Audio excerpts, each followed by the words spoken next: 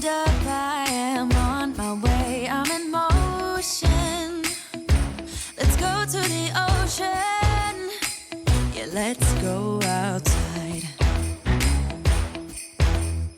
We can hang out on the beach without freezing.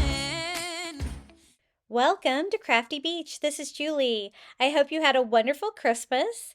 Today we are having a Best of 2023 Holiday Edition video where I take one of your favorite DIYs from each one of my holiday videos from 2023 and include it in this video. We have a total of 24 DIYs today, and the first holiday we're going to start with is Valentine's Day. So here we go. Thanks for watching.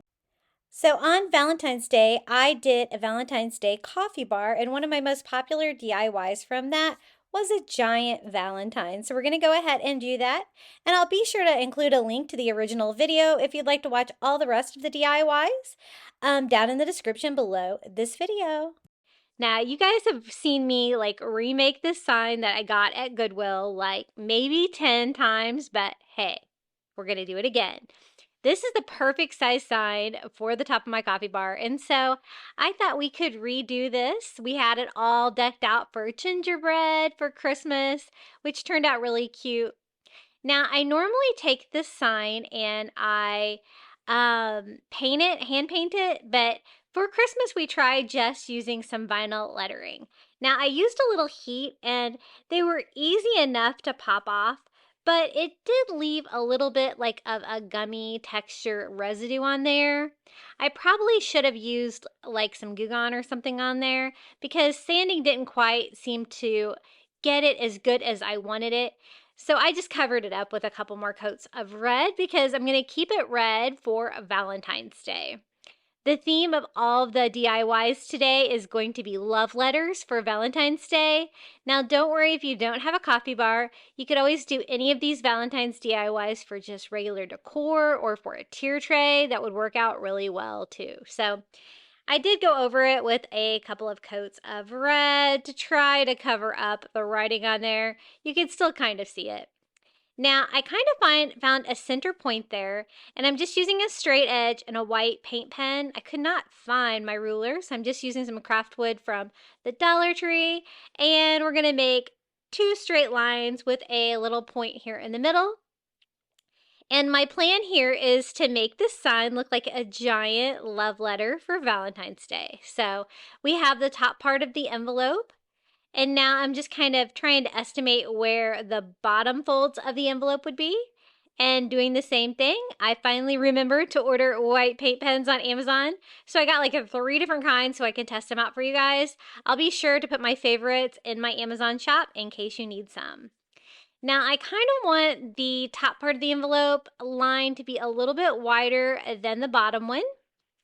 But I'm just going to kind of go over them again just to kind of make them pop a little bit more. And I think that looks really cute. Any kind of rectangular sign would be really easy to make look like an envelope. And I like the pop of red against my white wall. It's going to look really cute for Valentine's Day. Now, I wanted to do a sticker, a heart sticker for an envelope. So I was trying to find a heart just the right size. And this middle heart in this wood sign from the Dollar Tree was perfect. So I want to DIY it a little bit though and make it look kind of fancy for Valentine's Day. And I'm going to cover it with one of these little burlap bags from the Dollar Tree. Aren't these great? They have burlap on the outside and they kind of have a plastic coating on the inside. So it's really easy to cut and it doesn't fray at all. So this was cool. This is the first time I've crafted with these, but I did pick up several of these at the Dollar Tree. So I'm just going to use my little wood heart as a template. You can use whatever you've got, whatever size works for you, or a heart is pretty easy to design yourself if you don't have the little wood heart. But I just drew that on there and then I'm just going to cut it out. See how well this cuts? I was really impressed with this burlap bag.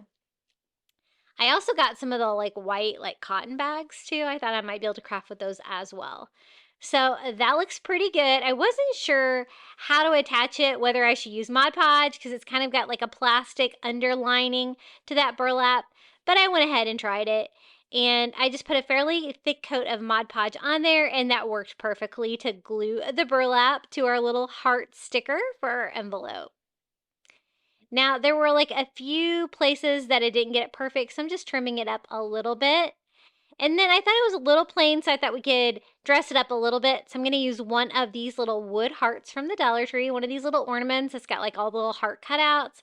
I thought it would be kind of ornate to do something fun on top of it, just to make it look like a fancy like seal on our love letter. I'm going to go through and distress it just a little bit of ivory with some acrylic.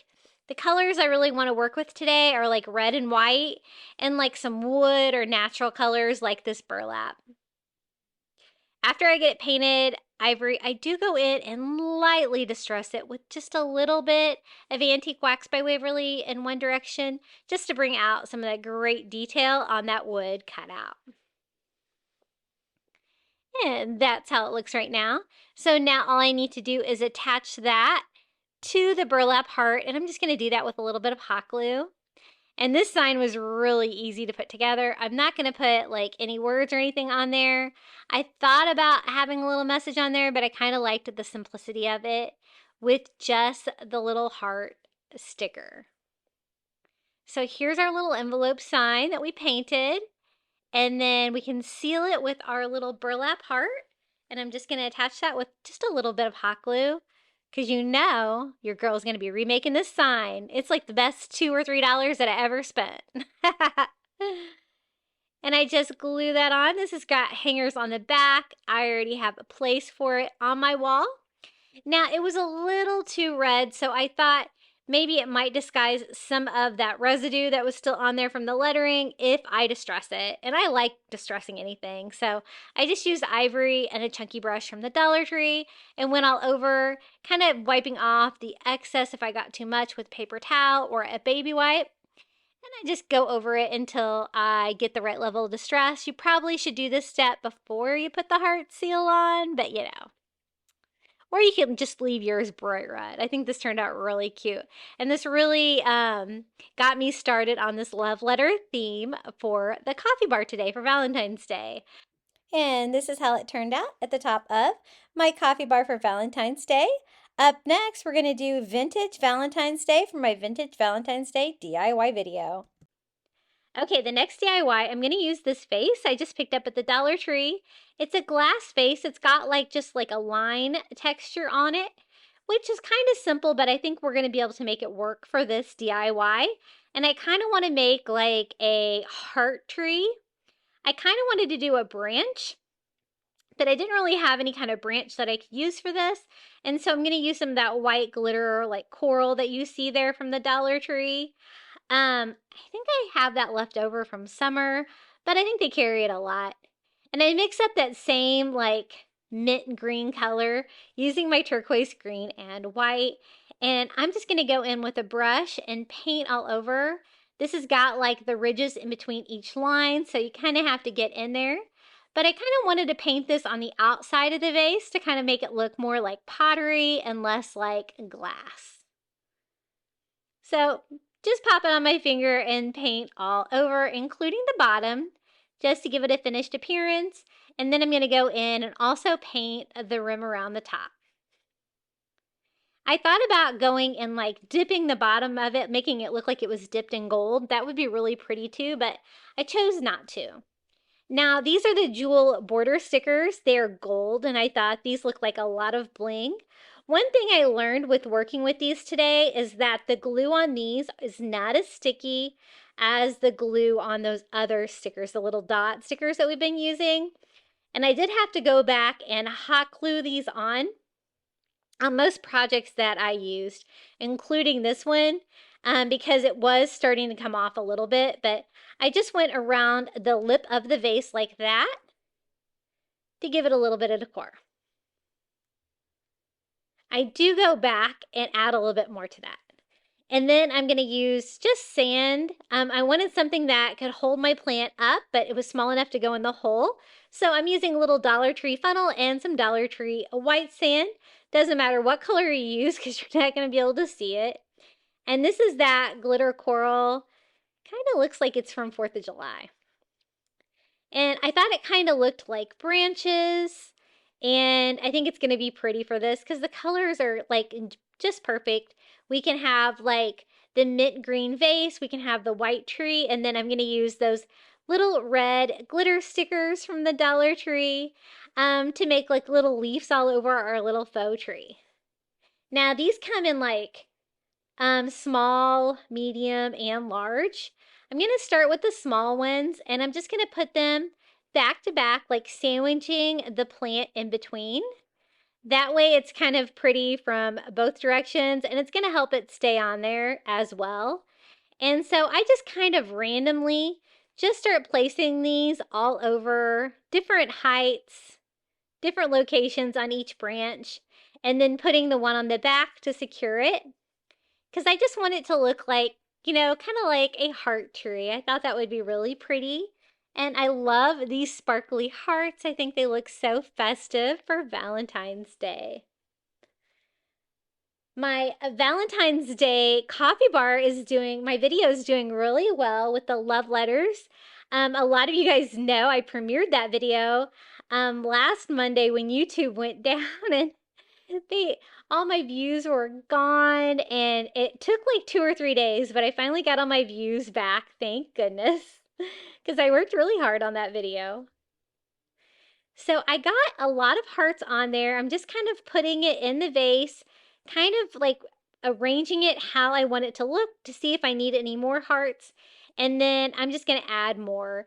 And I kind of switched size. These are the medium size hearts now, but it's okay. I'm just using like small, medium ones all over. You could also use like the little glitter heart vase fillers. But you would definitely have to have a branch, something a little bit sturdier than this little glitter coral. But this is how it's looking. And then I thought it just needs a little bit more bling because we're doing bling today, right? So I'm going to use those same little gemstone heart stickers that we were using before. And just underneath the little gold, I'm going to do just a row of these little hearts. It's going to bring a little bit more color into that vase. I thought about like decorating it even more, like further down, but with the shape of the vase, I thought it was going to be really kind of hard to pull it off. And so we're just going to do 2 rows of bling here. And I think that's going to do the trick. And what I'm making these DIYs for is I have a cabinet in between my living room and my dining room area in my house where I like to display seasonal decor for whatever season it is. I love it. And this was one of your favorite DIYs from the Vintage Valentine's Day video. I think it turned out really fun. I love the contrast of the red glittery little hearts on the white coral branches. So pretty. Now for the next DIY, I did a glam Valentine's Day DIY video, and your favorite DIY was this Valentine's Day tree. Let's DIY some Valentine's Day trees. I'm going to use one of these pencil cups from the Dollar Tree. And then I'm going to use a couple items to try to put this tree together. I'm going to use some glitter vinyl from the Cricut, from Crafter Square at Dollar Tree, and some of these flexible cutting mats from the kitchen section. I was looking for something sturdier than just paper to build these little Valentine's Day trees, and so I thought this would be perfect. So I'm just going to kind of roll it into a spiral cone shape, making it kind of narrow there at the end, but leaving the end large enough that the little pencil cup is going to fit in there upside down. I wanted to use the pencil cup for the form, but also for the weight to make the tree a little bit more substantial and not tippy. So I'm going to use a little dot of hot glue here on the corner of that cutting mat and gluing that in place to keep it in that shape. And that looks pretty good. It's a pretty decent sized Valentine's Day tree. I got this idea from, I think Marshall's. I saw some really beautiful blinged out Valentine's Day trees, and I thought, I bet I can make that with supplies from the Dollar Tree. So I glued the bottom and then It's kind of hard to cut. Make sure you get some sharp scissors. I am going to cut the excess vinyl off the bottom, and so that I can fit my little cup inside. It's still a little uneven, so I'm just going to trim it up a little bit and make it look smooth. I want like cone-shaped Valentine's Day trees, and I think that looks just about right. So I just need to find a way to attach the little pencil cup to our little plastic tree. So I just do a bead of hot glue all around the edges of the bottom, and then I'm just going to sit the cutting mat tree on top. Now, my first original plan was to cover this tree with that vinyl glitter paper. The only problem that I foresaw with that was that it's really thin. I've worked with that before, and it's going to pick up all the folds that kind of are going all over that tree from the cutting mat being kind of in a spiral fashion. So I need to find something that's going to kind of block all the wrinkles, and so I decided to use some poster board. Also from the Dollar Tree, you get 4 in a pack. I like working with this size because you don't have to cut it down, the large sheets. So the first thing I'm going to do is I'm going to kind of wrap it around just like I did before with the cutting mat, with the vinyl paper, to see how much of the vinyl paper I need, and then just kind of cutting out enough that's going to cover the entire tree.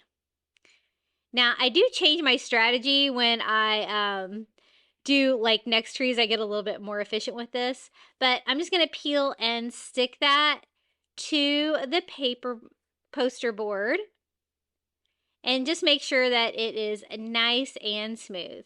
I like working with this Cricut paper from the Dollar Tree, but only for crafts. I hate using it on my Cricut. Then I'm just going to trim off the excess poster board. And this is going to provide a little bit more stability to the tree as well, but it's going to give me a nice smooth surface for my tree. So I'm going to kind of wind it around just like I did before, kind of tucking the corner in and rolling it around. So to do that, I'm going to start with just this little corner up here at the top, and I'm just going to attach that with a little bit of hot glue and make sure that dries. And then I can roll up the vinyl and the poster board to cover the tree.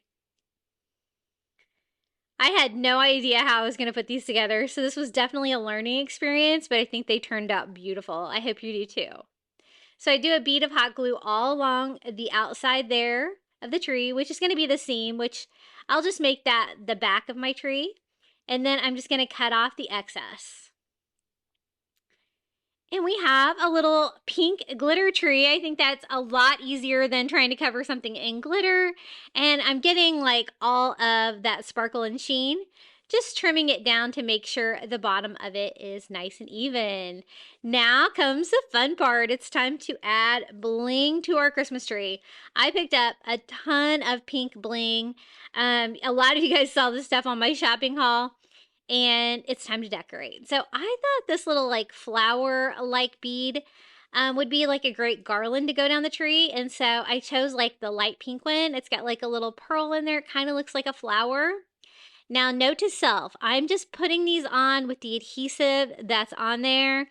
But the next day, they were definitely coming off. So I had to go back and hot glue this on. So know that these are not super sticky, especially on that glitter paper. If you're going to recreate, definitely put down a thin bleed of hot glue or some other kind of glue to make sure they stay on there, at least at the beginning and the end of each row, because trust me, they will fall off.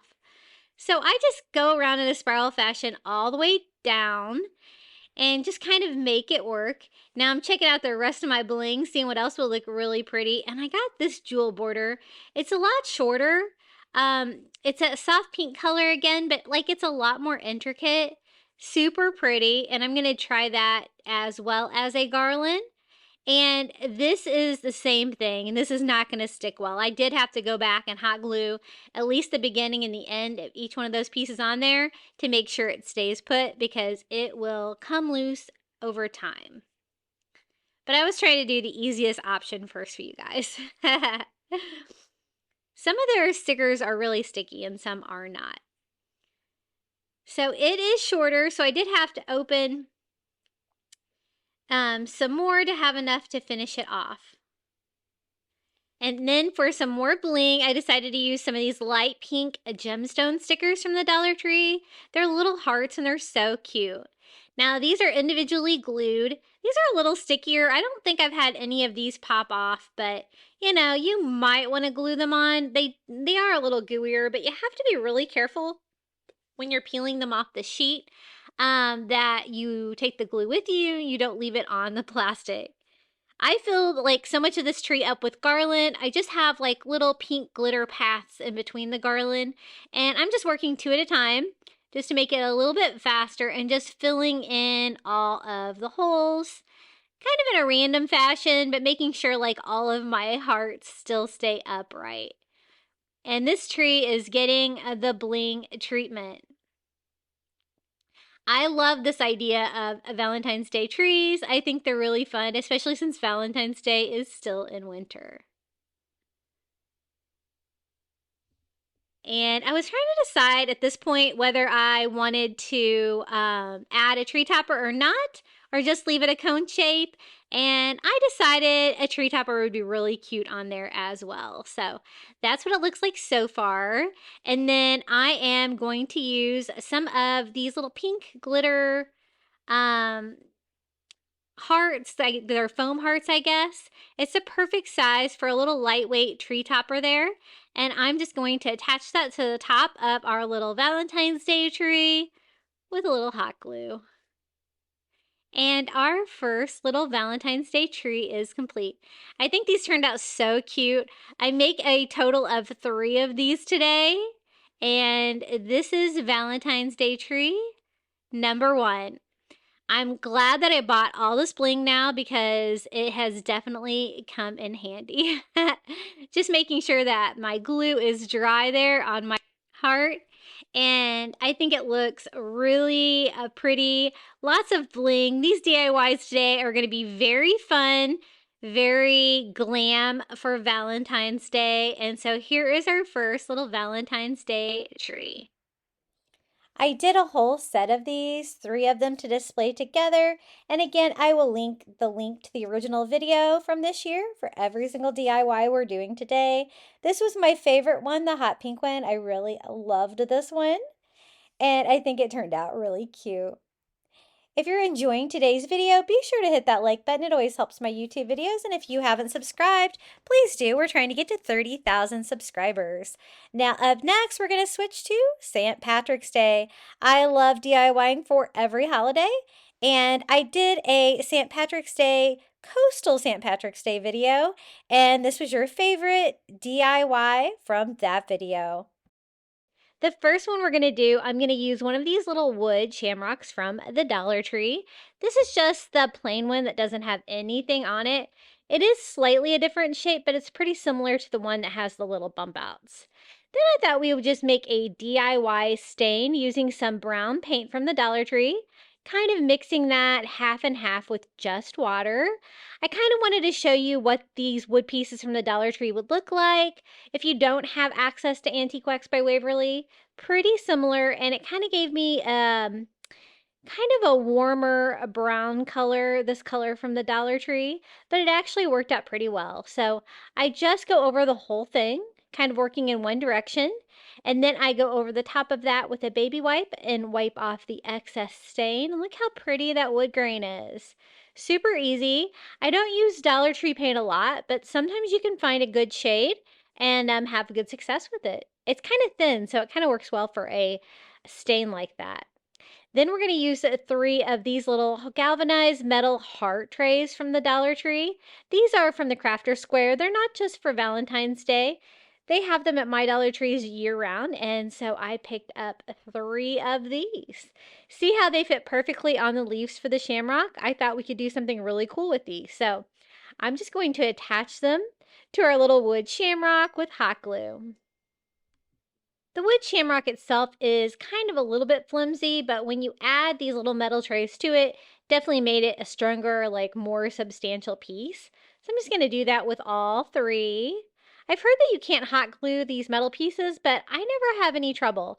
I do use the Gorilla Glue hot glue. It's available in my Amazon shop below. Also, sometimes I'm able to pick it up at Walmart. But works really well for these kind of things. The reason I stain the shamrock, even though most of it's going to be covered, is just because you can see around the edges a little bit. It's a little bit larger than the heart, so I didn't want that like raw wood to be back there. I wanted to kind of have like a stained wood background. But this is going to hold it all together. Then I thought I would take some of this reindeer moss from the Dollar Tree, and we can fill up the little heart-shaped metal pans with that. It's going to give us like a mossy shamrock feeling, and I think it looks kind of cool. I'm kind of doing mine more like a kind of like a seaweed kind of thing, but it doesn't matter. It can kind of match with different decors. So I just do about half of a leaf at a time there, just by putting down hot glue and then carefully gluing that down in there. Make sure you don't burn yourself. I'm just trying to cover most of the bottom to get that like leaf shape for the shamrock. Not too full. I don't want to waste too much reindeer moss, but just trying to get that heart shape filled in. Now we're going to do the same thing here on the other two leaves. Whenever I buy the reindeer moss from the Dollar Tree, I always try to kind of like check to see if it's a little bit wet. You can tell by feeling through the package. I find it's easier to work with if when it was packaged, it was a little bit damp. It makes it more malleable. It kind of makes it prettier too. Because sometimes it's really like dried out and clumped together. So make sure you feel your reindeer moss before you buy it. Just a tip. They also have a different kind of moss right now too. I can't remember what it's called. It's a brighter color green. I did pick up some of it, but I kind of wanted to use this earthy color of green for this. So just the regular reindeer moss and just piecing that in there. You can always patch any areas that you need to, or if you have any hot glue that you can see, you can kind of melt it if you have a heat gun. Now, I was trying to determine what I could do for the stem of the shamrock, and I thought I would do something coastal, so I'm going to use some of this Dollar Tree rope.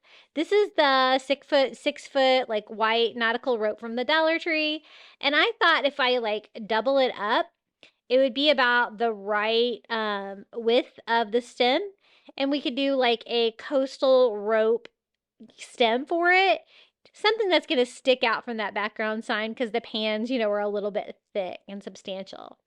So I'm just going to take the tape off the end. I cut this piece down, and then I'm going to cut it in half to form two little ropes to fit in there. Now, I don't want them to be white though, because that's not really going to go with the green shamrock feel. I really want them to be green. I didn't think that I could paint them very easily to get really good coverage.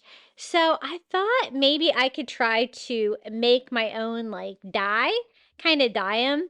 It kind of ended up more like a paint on there, but let me show you what I ended up doing. Sometimes, yeah, just got to be creative. So I take a cup of water, a little bit of water in there, and I thought I'd make a DIY stain. So the only colors of green I had was like a Christmas green and like a leafy green. So I'm going to mix those together and just kind of go from there to try to get a color kind of close that the green that we used for the reindeer moss. And it was way too bright, I thought, so I'm just going to start adding some black acrylic paint to it too, to try to darken it up. Kind of like mixing paint colors, but I was trying to mix a stain color. Now, what I didn't realize though is that it didn't really mix with the water real well. Maybe I used too much paint. That's probably it, because it ended up more of a paint feel. But I did add a little bit of brown as well to try to give me that earthy color, and I got it pretty close, right? So then I thought we could just take the Dollar Tree rope and dip it in the cup to dye the rope. It does work, but not really what I intended. Again, I think I probably used too much paint, but I'm going to put my first one in there. And you can see it kind of turned out like kind of a camo, kind of modeled. Little green specks, brown specks, black specks. I kind of liked it though. I thought it looked very cool, like an old green nautical rope that's been used and abused in the sea. So It's really wet at this point, so I am just going to use my heat gun to try to speed this up. If you don't have a heat gun, I would really advise buying one. They're only about $10. I have one available in my Amazon shop below, but you could always use a blow dryer because these things are wet. Otherwise, you're going to have to let them sit for a long time. So, kind of messy at this point too, especially if you're handling them. You're going to get like paint all over your hands. I dried them and then I put them in my hands and I dry them again. As you can see, I'm getting paint all over my hand, but I kind of wanted to blend the little camo pattern that was in there a little bit. Next time I try this technique, I'm sure I'll try it again. I'll try to use less paint and more water. Maybe that would mix better and give me more of a stain, because this is more of like one of those mixing paint with water kind of effects, I think. But it worked. We have green rope now, right? So here's my 2 pieces of a green rope for my stem of my shamrock. And now I just need to attach those to the little shamrock. So that's what I'm going to do. I've got them fairly dry. I think dry enough to glue them down. So I'm just going to glue those down. Now, the only parts of the shamrock at this point that really aren't green are like the little places in between the different heart pans there that you see. And my camera did turn itself off here, but what I'm going to do is just kind of patch in those areas with a little bit more Spanish moss just to kind of make it look more cohesive. I just put a little hot glue down on those cracks and then put a little bit of that reindeer moss down in there. And I also glued the reindeer moss in the seam between the ropes just to kind of give it more of a natural feel, kind of peeking out like that. It's looking pretty cool. My son absolutely adored this project. He said it was my best St. Patrick's Day project I've ever done. So quite a compliment. And just trying to patch up any areas that I thought kind of needed a little bit of moss. Now I thought I would decorate it. If you don't do a coastal decor, you can totally leave as is. But since I do, I thought we would add some little sea creatures. I get these little tiny starfish on Amazon. They're available in my shop below. I'm going to use one of those, just hot gluing that to the stem. And then the rest of these are just the little tiny shells that are in the glass bottles from the Dollar Tree. I'm just going to glue a couple of them down like they kind of are stuck in the seaweed or the rope to kind of give me this cool mossy or seaweed shamrock. Super fun. I also kind of have a gap there, so I thought maybe I would glue another shell there. I'm not really going to do any shells in the leaves, but I kind of wanted to decorate the stem a little bit, just to add a little bit more character to this DIY. So that's how it's looking so far. I did want to do a hanger, so I'm going to cut some twine. This is that twine from Walmart. It's a little bit thicker. Doubling it up, pulling it through, kind of recreating the hanger that was on there before, and knotting that gives me a nice coastal vibe hanger for it. Super cute. I thought about putting it on a wood round, but I kind of like the shape of it. I decided I wanted my hanger to be a little bit shorter, so I do tie it again, shortening the hanger a little bit. And then I was trying to decide, I wanted to do like some kind of a bow or something to finish it off. And I thought some of this mesh ribbon from the Dollar Tree would be perfect. This comes in several different colors, green, tan, white. This is the tan one. I just cut off a piece and tying it into a knot right in the middle. I think it looks like fishing net, so I love using this for coastal DIYs. That's all I'm going to do is tie a knot, and then I just kind of need to figure out where to attach it. I kind of want it to be like kind of a crazy bow. So I thought about putting it there, but I didn't really want to cover up the seashell. So I decided to put it right here at the base of my shamrock. I'm just going to glue that knot down in there on top of the rope. And then just kind of have one go down, one go to the side. And that is the final touch to this DIY. This was a really fun DIY for St. Patrick's Day. A little bit of a coastal touch, but I love the little mossy shamrock. Super fun DIY to make. And I also made a St. Patrick's Day coffee bar video.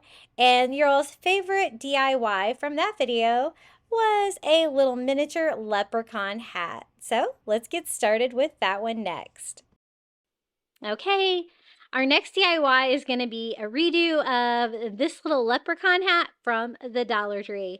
It's covered in that like annoying green tinsely stuff. And so it's just a matter of getting all of that off there so we can DIY a nice farmhouse style St. Patrick's Day decor. Now, the bottom part of the hat is way harder to get the tinsel off of for some reason. And then I noticed that, the little plastic pieces are kind of like two different pieces kind of clipped together. So it'd probably be easier just to take it apart first. And that was the ticket. It was way easier to get in there at that point. If you're going to use one of these for your cage, make sure it's not broken. The top of mine was a little crushed, which I didn't realize before. And it did make it a little challenging to get the shape right, but misshapen hat's going to make it kind of actually look cute. So it doesn't really clip back on the bottom, so I just try to attach it with a little bit of hot glue, but otherwise the cage itself stayed together pretty well. Now, this is the Dollar Tree rope we're going to use. It is kind of the thicker brown rope from the Dollar Tree. And I was positive like 2 packages of that was going to be enough. It is I believe it's 8 foot. Wasn't quite enough though. It actually took a little bit of a 3rd package. So just hot gluing that to the top center of the hat. And then we can just start spiraling around. Since this is all circular, it's going to be super easy to wrap this with rope. And so I am using a little hot glue here and there just to make sure it stays down and in place. And I don't want to see any of that like green plastic cage poking through.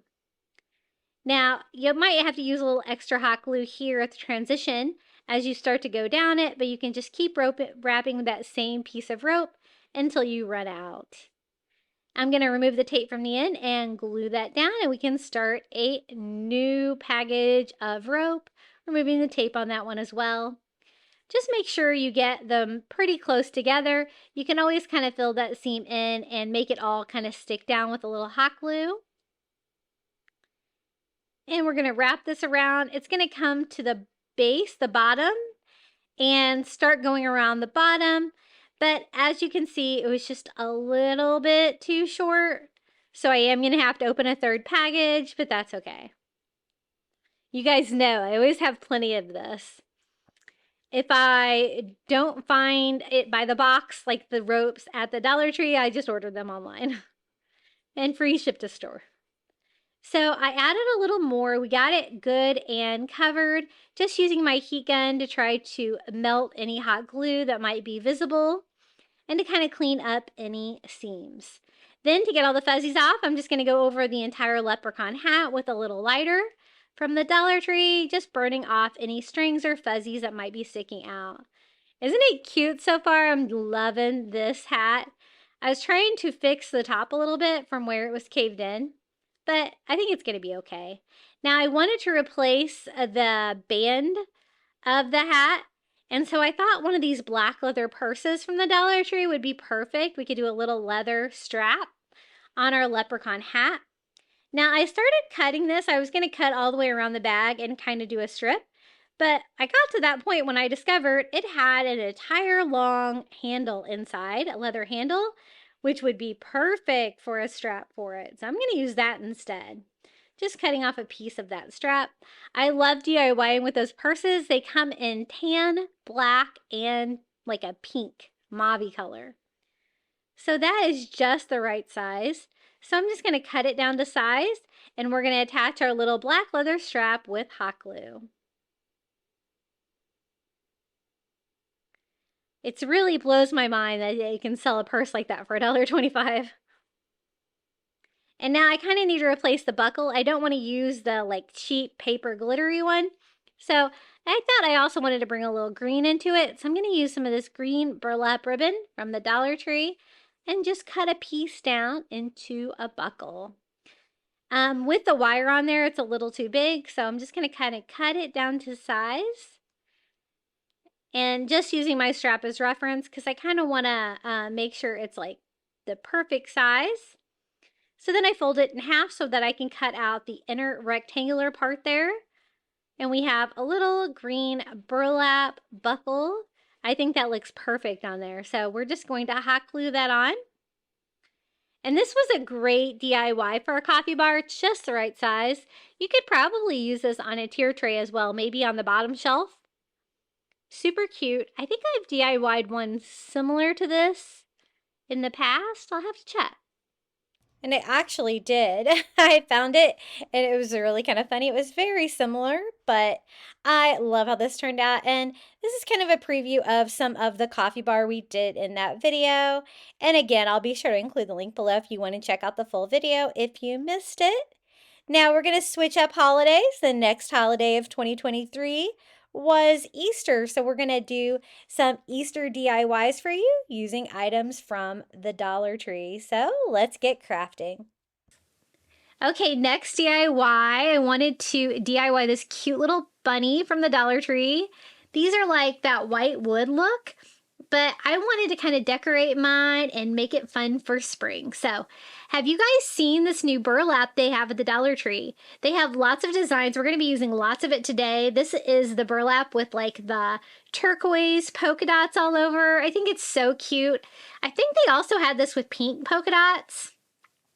They also had like a striped that we'll be using later today. There is a daisy one that I used in my bee video, and then I've seen pictures that there's a bee one as well, but every store I've been to that's had them, all of the bee ones are missing. Somebody's went through and bought them all, because you know, bees are popular. So I'm just using a yellow Sharpie, so it's not real obvious to kind of draw that out. It was probably a mistake. I thought it would be like a less intimidating color, but it did make it a little bit more difficult to cut out. But I just drew that on the back of the burlap, and definitely going to cut this one down to size before attaching it to it, because you know, burlap can be a little bit tricky to cut, because this is like real burlap, like the burlap that frays and such. So I'm just going to do my best and try to cut this out. I kind of try to do it on like the flat part of the fabric so it wouldn't roll up too much, but it's still kind of rolled up on me.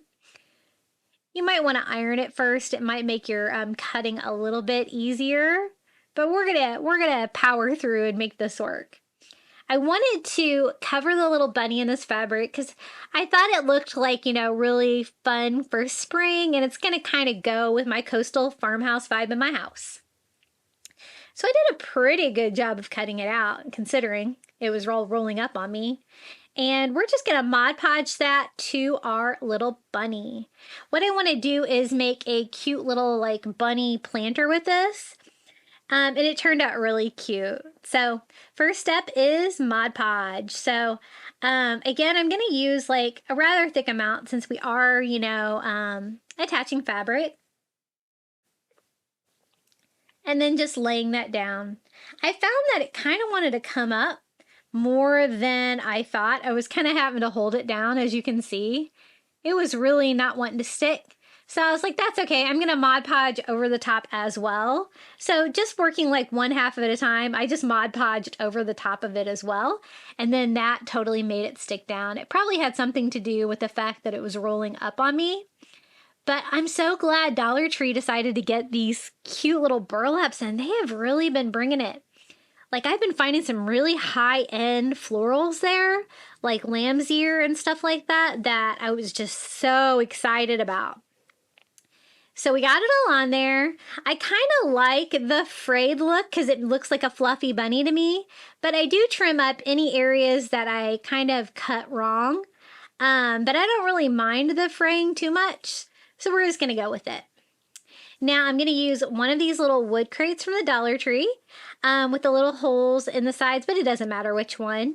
And I'm just going to paint mine white on the front and both sides, because that's basically the only place you're going to be able to see it. And then on the top all the way around. I'm not going to bother getting in the inside because I don't think you're going to be able to see it when we fill it up. Now we're going to fill this with carrots, so I thought it would be cute to use some of these little wood carrots from the Dollar Tree to kind of decorate the front of it instead of putting a word on there. But you could totally use like a paint pen and like write bunny bait or carrots and a price or something on there. That'd be really cute as well. I just wanted something a little bit more abstract. So I always like to work odd numbers, so I'm going to do 3 of these little guys. And I am just going to simply paint them really quickly with some paint pens. I always get these Sharpie paint pens at Target, and I've noticed that they just clearance them all off at my store. I don't know why. They're only going to be carrying like a more expensive brand at my store now, which is a bummer because I really like these. I think they're really easy to work with. So now that we got them all painted, we can just glue them onto the front. I thought I would do one straight up and like the ones on the side, like kind of, you know, leaning to a side, just for a little variety. And then I want to attach that like the little bunny is holding it, but first I wanted to decorate the bunny a bit. I'm going to use some of the spring felt flower garland from the Dollar Tree, just because I wanted to do a little decoration for the bunny's ear, just for fun. So these flowers are so cute. We're going to have more DIYs with these today. Absolutely adorable. Now they do have twine that kind of goes inside the flower, so it's a little tricky to trim it off. So make sure when you're trimming that off, you don't accidentally cut your felt flowers. But I just did like a little pink flower for its ear. You could also do a bow or something like that, but I like the flower. I thought it looked nice for spring. And then I kind of want to attach the little planter box to the front of my bunny. Kind of like that. It's going to serve 2 purposes. It's going to be a little planter box and it's going to act as a stand. Now I didn't really care for the color of orange that I used on my carrots. I'm just touching it up with a lighter color of orange just because the colors I'm trying to go with today are all real kind of like lighter Eastery colors. And I thought that was a little harsh. Now, these are the carrots that we're going to use to fill it up. They have these every year at Dollar Tree. They are the little string wrapped ones. This year I noticed that the tops of them are not real cut. Every year the tops of them I've noticed are a little bit different. So I'm just going to kind of probably work some of my ones from last year in there too, just for a little bit of variety. And then we're simply going to take some Spanish moss from the Dollar Tree, put like a row in the back, a row in the middle, and a row in the front so that all of our little carrots will stand up. I decided to use Spanish moss instead of reindeer moss because of the brown color. I thought that would look more like dirt, but you could use whatever you have. It'd be cute either way. Just trying to fill it up accordingly. And then I think this foliage from the Dollar Tree kind of looks like the tops of carrots. And the little string carrots, I don't really think have tops of carrots. So I thought it'd be fun just to put like 3 of these little sprigs of this foliage from the Dollar Tree in there. Just to kind of add a little bit more of an authentic looking carrot touch, if you know what I mean. So I do 1 on each side and then I just do 1 in the middle. And that Spanish moss does a good job kind of acting like, you know, a floral foam. You can kind of put that down inside it. So now we just need to attach this to the front of the bunny. I'm just going to do hot glue and then make sure I get it lined up perfectly with the bottom of our little burlap bunny. So it'll act as a stand and it's all going to sit right. Isn't this fun? I think this was a really fun project. So easy to do. You could probably get the little ones involved in a lot of these projects today because they were so easy. And that was an easy Easter DIY video with this cute little bunny planter. Now up next, I did another Easter DIY video, and your favorite DIY from that video was a fun Easter egg wreath. I've seen this idea a lot, and I wanted to give it a go with Dollar Tree supplies. So let's get started. We're going to use actually 2 of these wreath rings from the Dollar Tree. They're the really large 18-inch ones. And we're going to do kind of like a little nest Easter egg thing. I've seen people do this, so I thought I would try to give my take on one of these. Basically, you're just going to use it as a cage. So I turn it upside down. And then what I want to do is just fill it with greenery. I have some of this lamb's ear left over from Walmart. This was just like one long continuous piece I got at Walmart, and I've used it for many projects. Hence why it's all like cut up, but we're just going to kind of piece it together and it's going to be totally fine. You could kind of use any kind of greenery you wanted. I've seen people do it with just Spanish moss, but I think the greenery really adds something to it, and I really like the feel of the lamb's ear. So we're just going to use Dollar Tree eggs, the little pastel speckled eggs.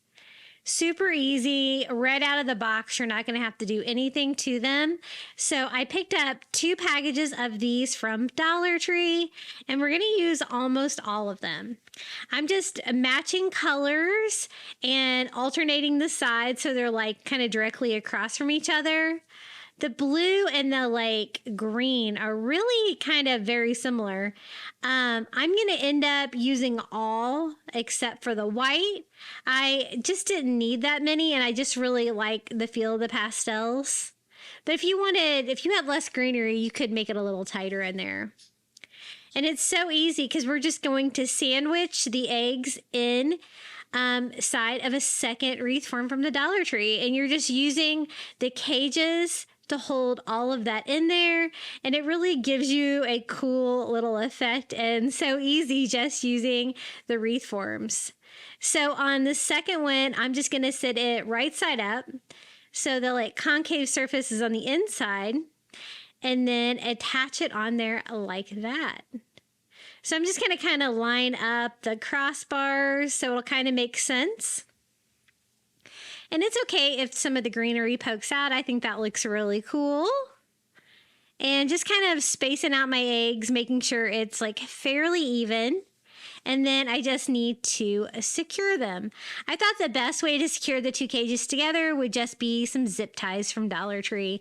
So I don't want it to be real obvious though. So I'm going to go in and do like the middle row and just zip tie those 2 together.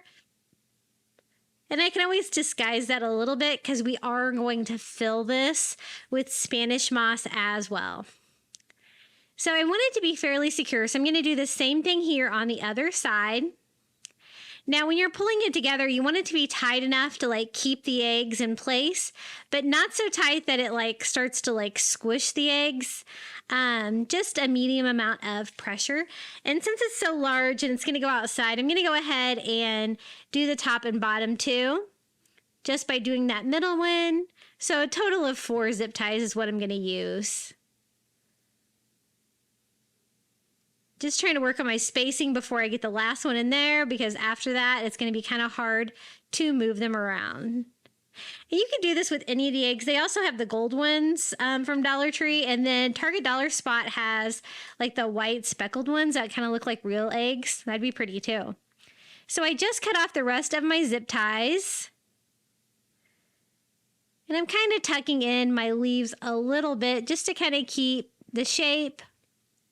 But I don't mind if they peek out a little bit. Now I want to fill it up to kind of make it look like a bird's nest. So I'm going to fill it up with just Spanish moss from the Dollar Tree.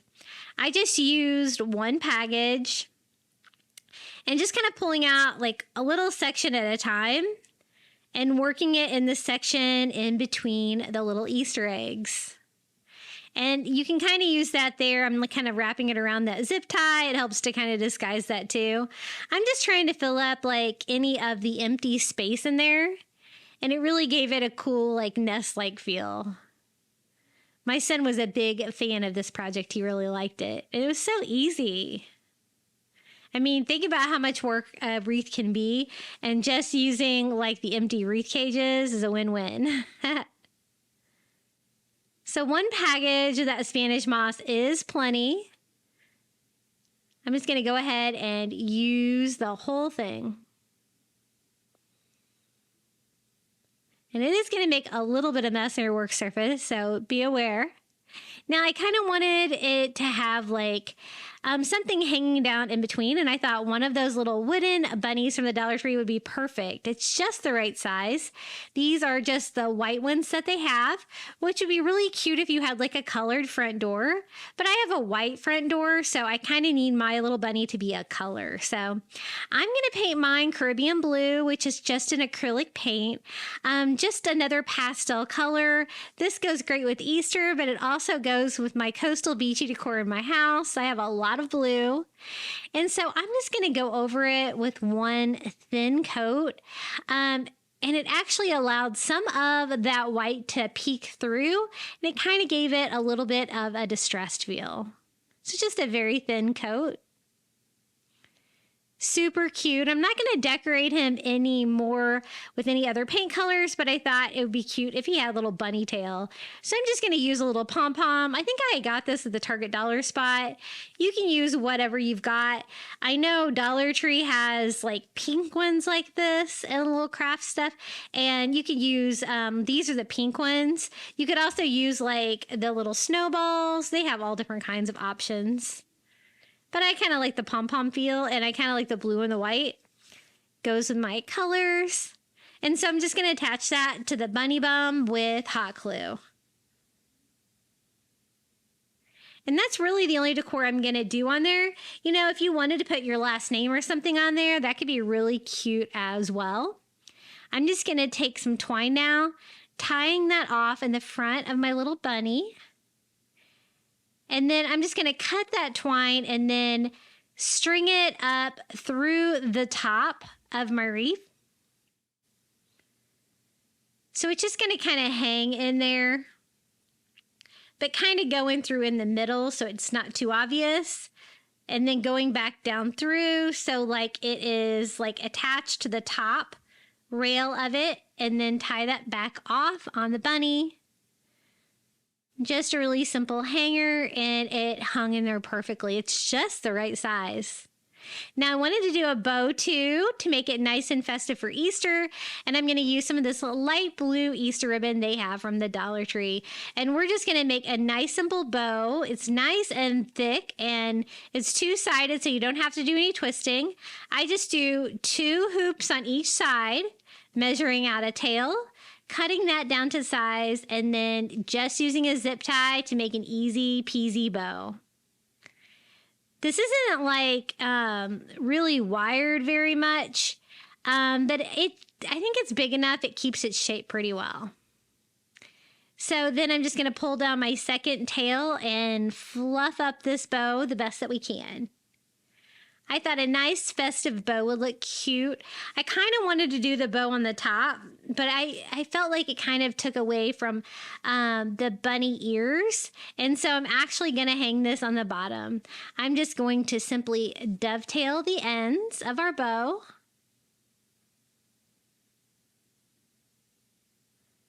And that's what it looks like on top. That's what it looks like on the bottom. So we're just going to attach it on there with just a little bit of twine going across that wire hanger in the middle and just simply tying it on. Now I was trying to decide what I wanted to decorate that with more. You could use like Easter egg, any of the little wood cutouts from the Dollar Tree would be really cute on there as well. I kind of wanted like a nest feel, and I did have a little bird's nest left over just from, I have no idea where I got this, but it'd probably be pretty easy to make with Spanish moss if you were to wind it in a circle like that and you had some little eggs to put in there. I thought that would be cute though. So I'm just going to hot glue that in the center of the bow to finish off this cute little Easter wreath. It's really a nice size wreath, and I think this is going to look really cute on my front door for Easter. So just making sure my hot glue is dry, because that nest is a little bit larger than something I would normally glue on there. So I am going to reinforce it with a little bit more hot glue, and that's all there is to this DIY. I really like all the pastel colors. I think they're so pretty for spring. And this is how it turned out. It's a nice large Easter wreath. I really love this DIY. It was really fun to make. And you know what? We're going to switch up holidays again. The next holiday of 2023 was the 4th of July. And I did an easy 4th of July DIY video. And your favorite DIY from that video was a firecracker DIY. So let's go. Okay, the next DIY, I thought we would make a DIY firecracker. And this was so fun to make. I'm going to use one of these little star print bandanas from the Dollar Tree this year. It's white with red and blue stars all over, and one of these long candles from the Dollar Tree. I'm just going to cut off enough of the bandana to cover that, kind of like you would use paper to roll around something like that, kind of like we did on that patriotic vase. Now, initially, I wanted to use a one of the vases like this from the Dollar Tree, but I couldn't find any at my Dollar Tree, so I picked up a candle instead. But they do have vases that are very similar to this if you wanted to do that. But, you know, I can always reuse this candle later if I want to take it apart, but it turned out so cute, I might not want to. The candle itself does provide a nice weight, too, if to make it, you know, stand straight up and nice and heavy. So I just need now to attach that fabric. I just do a bead of hot glue along the candle and line up my fabric. We're not going to cover like the bottom of the firework. It doesn't really need it. You're not going to be able to see it, but we are going to cover up the top of the candle so you won't know that it is a candle inside. And then I just wrapped it around and hot glued it to itself here on the back. And I think this fabric looks really cute for a firecracker pattern. It's very kind of simple, but I think it looks like something that would be on a firecracker. So now it's just a matter of covering the top of the candle for our DIY firecracker. This would be really cute if you did like 2 or 3 of them together, displayed them together. You could even do different sizes. I've seen some people make firecrackers out of empty Pringle boxes. You could do big ones like that. That'd be cute. And that would be a really cute outdoor DIY too, because it would be kind of large. So I'm using that same bandana and I'm cutting out a circle, but I cut it out larger than the top. So I just used a pen to kind of draw a circle, like maybe like 1/4 of an inch around each side so that I can kind of cover up that lip on the top of the candle as well and look like it's all covered with that flag pattern. So to attach that initially, I have blue fingers from spray painting. I make such a mess when I spray paint. Those blue stars. And then I'm going to cut just a tiny little hole right in the middle of that too, so that we can attach like our wick of our firecracker. I do a bead of hot glue all along the top of the candle and just sit that on top. Now remember, we cut that a little bit larger so that we could cover that lip. So I do a thin bead of hot glue all along the edges of the top and just glue that down on top, kind of encasing that in like you would see on that firecracker shape. Super easy. This was such an easy DIY and it just turned out so cute. I'm so glad that I made it.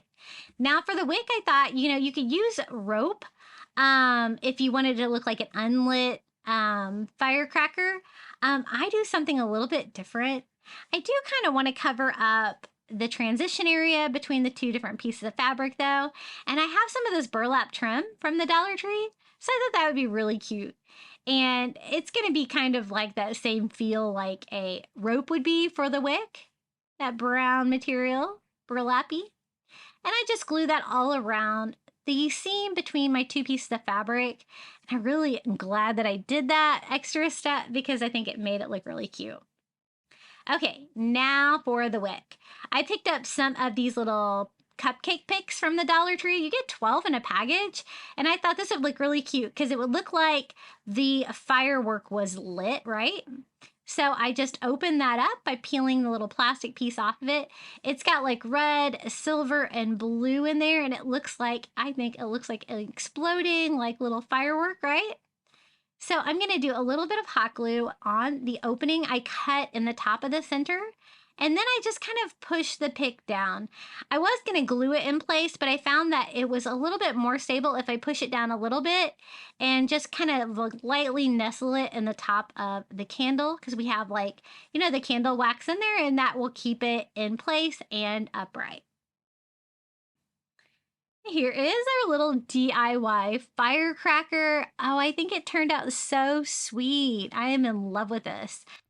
It would look really cute if you did a whole bunch of those in like different fabrics to complement each other, but it was so easy to make. So here it is, our little 4th of July firecracker.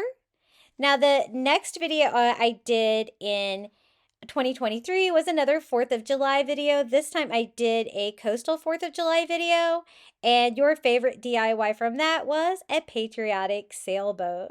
But first, I wanted to take a quick moment out of today's video and let you know about memberships.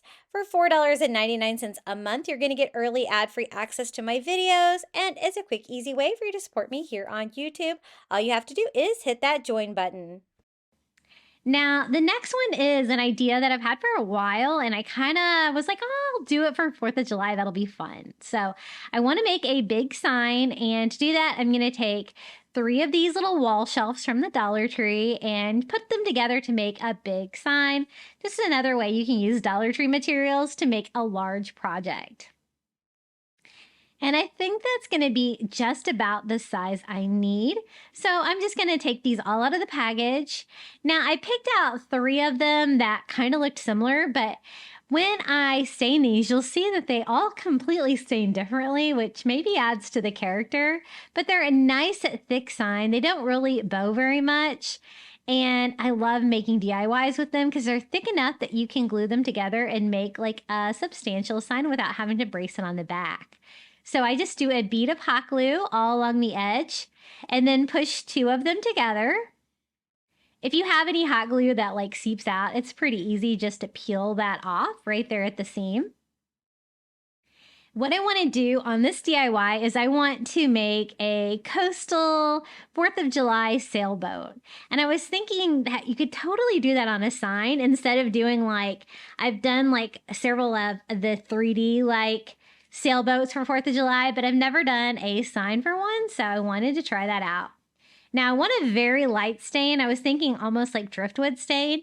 So I took Antique Wax by Waverly and I mixed it together with water, quite a bit of water. And I'm just wanting a very light stain to bring out that wood grain. And then I just wipe it off with a paper towel. And this is what I'm talking about. See how differently they all stain? The one in the middle didn't really want to stain near as well as the other 2, and they all completely had different patterns. So I did have to stain the one in the middle a couple of times, but again, it's going to add to the character. I want coastal farmhouse, right? So it shouldn't be like perfect, but I think it kind of looks a little bit cool like that. Okay, so I'm going to use another one of those chair covers from the Dollar Tree. I love these. I think these are a fun way to craft for 4th of July. One of the few products that I like from the Dollar Tree 4th of July section. And I was trying to decide how I wanted to do the sails. I knew that I wanted to do one sail with the star pattern and one sail with the stripe pattern. So I'm going to go ahead and cut this out where I have the stars here on one side and the stripes on the other. So I cut out the stripe portion. And I just need a straight edge here for the bottom. So I just cut straight across. Then I just need this to be a triangle shape like you would have for a sail. I did want to use a straight edge though, because I didn't know how well I could estimate that. And so I just draw a straight line on there and then just cut the sail all the way up. This fabric, it does fray a tiny bit, but nothing significant. Just a few strings here and there that you can easily trim off. So that is that side of the sailboat. And then I thought we could use the flag star pattern to do the other side. So I'm going to cut a straight line there for this side of the sail, and I want it to be a little bit shorter. That way they'll kind of offset each other like that. And again, I am just gonna have to cut that again. I'm trying to figure out how wide I want it. Once I figure that out again, I can just use an ink pen and a straight edge to kind of give me a reference line to help me cut this out a little bit better. And that is going to be the star side of our sailboat. Super cute, right? And so easy to make this DIY. Now, I was thinking I needed like a dowel for the middle part of the sailboat. My first thought was to use these wooden dowels, which I found them to be a little small. So I'll show you what I end up using. But I'm going to go ahead and glue down my sails just using Mod Podge. And this is the same material that we used for our little mermaid tail. And so you can see that it's super thin. It just kind of blends in with the sign. So if you really wanted your like white lines to pop, you might want to do your background sign in white. I kind of wanted that wood look though. That's why I stained mine. And then I'm going to go ahead and glue down the star side of the sail the same way with some Mod Podge, leaving a gap in between the two sails. That's when I was like, I think this dowel is too small. And the other day when I was in Dollar Tree, I found these. Check out these new dowels they have. You come two in a package and they are much more substantial than the ones that you used to be able to get, right? I am just going over that star part with a little bit more Mod Podge. I thought that it was coming up a little bit and I wanted to secure that.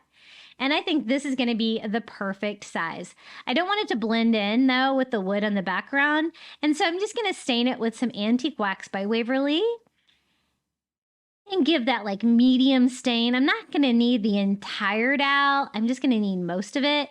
Now I'm using my miter scissors to cut this. Normally with Dollar Tree dowels, it's super easy, but I really had to want this. So I can't say it's easy. It was kind of like cutting like a Jenga block from the Dollar Tree with them. Not easy. You might want to use a saw instead. If you need to shorten yours, or you can make your sailboat a little bit longer, because you can always make your sign a little bit bigger. And I just hot glue that down in between the two sails. I'm not going to have like any string attaching it. It's just going to be kind of like abstract, right? And then it's time to build the boat. I wanted it to kind of have like a driftwood feel, but I wanted to use items from the Dollar Tree. So I'm going to use some of these little wood stems they have. And I thought we could just build the whole boat out with these and just kind of alternate them. I want to kind of alternate different colors, sizes, finishes, make it look real random. And then I'm just simply hot gluing those to the sign. And it's kind of like when you do a driftwood project, it's kind of like just a puzzle. You're going to kind of want to test pieces and see if they're going to fit and what's going to look the best. And I think that looks really cool. See all the different colors and stuff like that? I notice when I get these wood stems from the Dollar Tree, they either come kind of skinny like this or they come really short and fat ones. And so I do kind of separate mine out. These are mainly my skinnier ones that I've gotten at the Dollar Tree. And as you can see, each row, I'm just making it a little bit shorter so we can get that like boat shape where it's like wider at the top. And then I'm just going to keep doing that until I have a boat here. And that was so easy to do. And I think it turned out really cute. Just cleaning up any strings of hot glue with my heat gun. And then I wanted to also add some more touches to this. And I thought fireworks. Now, I do have some of these window clings from the Dollar Tree. Let me show you how that looks. I wanted to kind of test it out. I peeled off like a couple of the fireworks. Wasn't really happy with them having the background like that. And you could use those, but I thought maybe we could make our own fireworks on there and kind of make it look even better. So this window decal also has stars on it. And so I just decided to use a couple of the stars because I kind of like that in the middle of the firework. And it's going to kind of be a starter piece on each side. So I just Mod Podge those little window clings to the sky above both sides of our sailboat. And then I just use a red paint pen and kind of using the decals as reference. Have an exploding fireworks over here. And I'm going to alternate like white in between each line to give this a little bit more color. Super easy to make a firework. And then this one, I'm going to have these go like straight out like it's exploding, and white in between each one of those too. And who knew? That was super easy to do. Now I used that rope that came with the shelf, and I just put a little hot glue on the tip just to make it easier to feed back through the hole here. And I'm just going to use that to make a hanger. This would be a really cute sign too if you had like a fireplace or something like that and you wanted to lean it against the wall, or if you had somewhere to lean it, it'd be a really cute leaning sign too. But I wanted mine to be a hanging sign. So I'm just going to knot that white twine right on the front to make a simple hanger. And this DIY is complete. I'm so glad I finally made this. I've been thinking about this boat for like months. And I just love how it turned out. The stars and stripes make a perfect sailboat and just a really fun, 4th of July DIY, whether you do coastal or nautical or not. The wood stems look really cute there for the boat, and I had a great time putting that one together. Now, there's kind of a big gap between holidays right there. The next holiday of 2023 was Halloween. So I did a lot of Halloween DIY videos. The first one was a coastal Halloween DIY video where I took a little ship wheel and made it like a little dead man tell no tales little version of a ship wheel. So this is a fun idea using a shore living item from Dollar Tree for Halloween. Okay, we're gonna need one of the little plastic skulls from Dollar Tree, some of the little plastic bones, a little ship wheel from the Dollar Tree, and one of these little frames.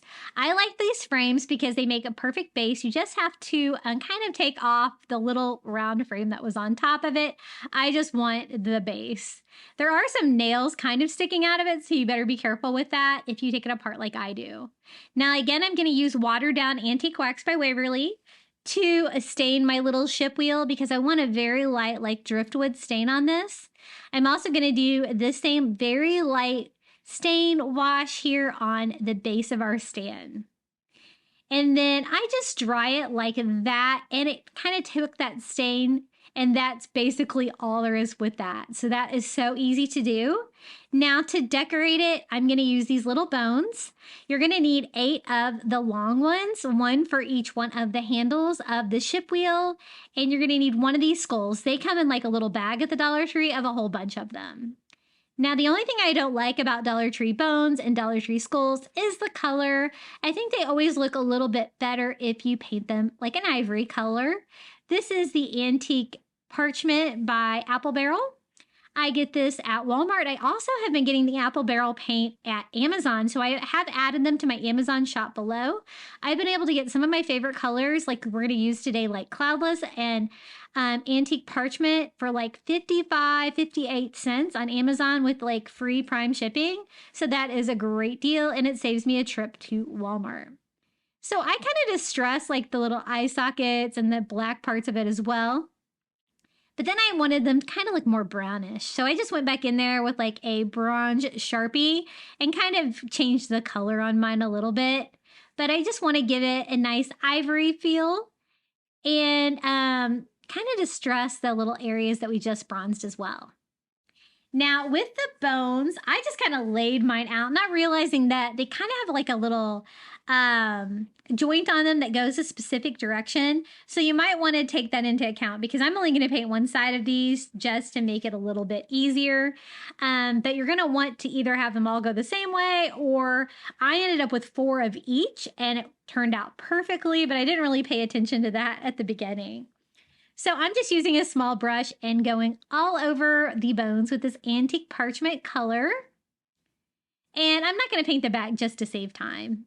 And then I just went back in with a second coat, but only if it needed it here and there, just to kind of cover up that plastic material that was underneath. And it just makes them look more high-end. You can see how different they look than the ones over there on the left that are still in the package. Now, once I have everything painted ivory, we can start putting this project together. First, we're going to do the little ship wheel here. This is how it looks with that very light stain on it. This skull is for the middle of the ship wheel. And then we're going to do a bone on each one of the handles. That's when I realized that some are left and some are right. I ended up with like half and half, and I tried to do like a pattern with mine like that. But upon looking at it, I think I may have messed up my pattern because I was trying to alternate, and I think I almost did that. I did that some of the way around, but I guess it doesn't really matter. So I'm just going to hot glue one of the little bones to each one of these. Now the joints at the end go a little bit lower, so you could just glue those down. But if you do want to glue the bone down, which I did, you kind of have to push that plastic bone down in the middle so it can get contact with the ship wheel underneath. And I just do that on each side, going all the way down the handle so they only go to like the very beginning of the spokes there in the middle. This DIY was so easy to put together, and it turned out so cute.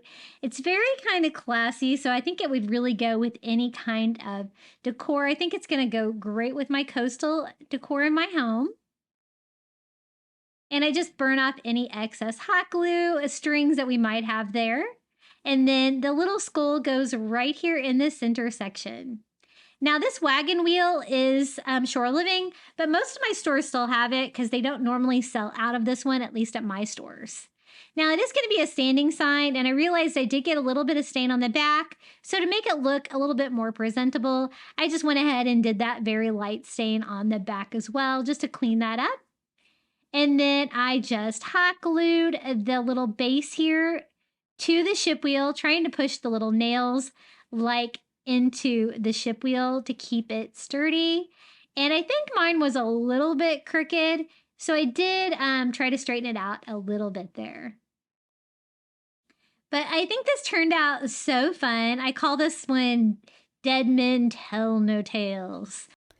I really love how this turned out. It was pretty simple to do, but the aesthetic is great, especially for a coastal Halloween, but really for any kind of Halloween decor. I love it. Can go with like a pirate theme or whatever. Now the next Halloween DIY video that I'm going to highlight is my vintage Halloween DIY video. And your favorite DIY from that was my wicker bat. And I'm going to remake one of these little tinsel bats from the Dollar Tree. Now, I love remaking the tinsel items from Dollar Tree because they always have a great cage under them.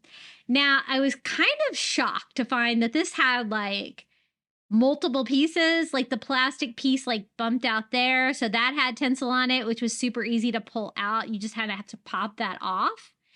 And so I do that on both sides. Now, the part that got tricky was the wings. So I'm going to pop those back in later to make it stronger. Otherwise, the wings are kind of not very sturdy like this. And I went ahead and removed all the tinsel off the body. If that one part was easy, the part that was hard was this part. The tinsel that was glued onto the front of it, because I'm not going to go in there and like pull off all those little tinsel strings all over. Normally, I would like to have a cleaner surface to start with, but not so much. But we're going to make it work. So this is what I've got. I'm just going to go ahead and pop the little black plastic pieces back onto the wing. Again, just reinforcing it. And what we're going to cover the bat with is that little black sun hat.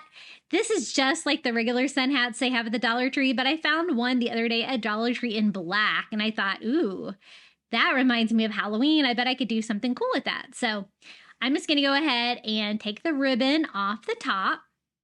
It did leave some glue on it, but easy enough to pull off. And if you can't just pull it off, you can always remove that if you have a heat gun or a blow dryer or something like that. And I thought we could just leave it intact and do a wing from each side of the hat for each one of the bat wings. So just kind of lining it up to see how big I need it. It's going to be the brim plus part of the main part of the hat. About up to here is what I need. So I went ahead and just cut the very top part off of the little black sun hat, just cutting around in a circle, and we'll save that for the bat body. So it's pretty much like the same shape for the top of the wing. So I'm just going to cut that down a little bit, save the other half for the other side. And then it's just a matter of gluing this down. I want to overlap the sides of the bat slightly just because it's a little messy with that extra tinsel that's still on there, but we're going to make it work. So I did the top part first. I did hot glue and kind of lined that up so that it would overlap the edge so you won't be able to see any of that back there. And this is going to give us a really cool woven pattern. I know that you can separate the different layers of the sun hat, but it's kind of easier if you leave it all together, but you kind of have to be careful to make sure that it stays together. So I just went ahead and glued around all of the arches there on the bottom of the wing and kind of glued it to the body. So I'm going to do the same exact thing here on the other side of our bat. I don't need all of this. I just need most of it. I'm going to glue the top part, kind of lining that up. And then I'm going to do the little body of the bat separately, but it kind of all blends in together. It turned out really cute. I've used like the little Dollar Tree purses and the sun hats for DIYs, and I always love this woven. It looks so high end when you're done. Now, I kind of have to do some cutting now to get the shape of the bat wing. So I'm going to cut, but I'm going to leave like an overlap. And you have to be a little careful when you cut this because you can get fraying where you don't really want that. So I'm going to try to work with it as little as possible. I'm just going to try to trim it, get it close to where I want it, and not mess with it too much. I'm assuming if you maybe hot glued the ends, you could work with it a little bit more without it falling apart, but I didn't really want to take any chances. So I just trimmed both of my wings down to kind of make them look like bat wings. The only trimming I did here was if there was strings hanging out, I did trim up the strings, but otherwise gonna kind of leave it as is. And then we just need to cover the body part of the bat in the center. And we have that extra piece that was the top of the hat that's going to be perfect for that. So I just trimmed down the bat wings a little bit. And now it's just a matter of getting this to work. I kind of really only need an oval shape, kind of the shape of the bat body. So I went ahead and cut the sides off the top, just kind of seeing how big I need it. I don't want it to be super wide. I want it to be covering the bat body and overlapping the wings slightly. I just left the hanger on there just because I can go ahead and use that hanger. No need to replace it. And I start here at the bottom by hot gluing that on, kind of overlapping the bottom of the bat as well. And this shape is actually going to work out really perfect for this because it does kind of lay flat if you need it to. So just moving my way up, I'm just going to hot glue that down, also hot gluing it to the material on the wings. And then I'm just going to go ahead and hot glue the top of the head and the bat wings. I can always trim off the extra material once I get my hot glue dry. So I let it dry and then just going to try to trim this up. A little tricky, trying to get around the little bat wings here. But actually, I think this turned out really good. Now, it wasn't as easy as normal taking apart the tinsel cage.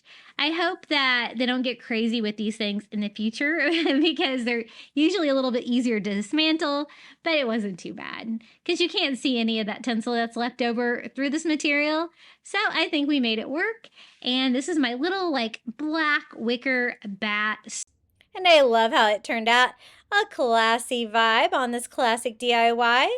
Now, the next set of Halloween DIYs I did was more of a neutral Halloween where I did a lot of burlap, black and white. And your favorite DIY video from that video was my little haunted window DIY.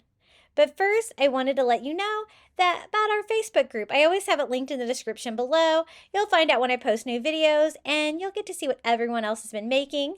I'm also really active on Facebook, Instagram, TikTok, and Pinterest, and my handle is Crafty Beach on YouTube. Okay, the next DIY was really easy because I found one of these little cathedral window signs from Dollar Tree that was already black. But you know what? It would be super easy to paint one of those black if you found one that was the wood or the white. But it just saves me a step. Now, I want to cover up where it says home, and I also want to add some of these really cute little wood ghost ornaments from the Dollar Tree.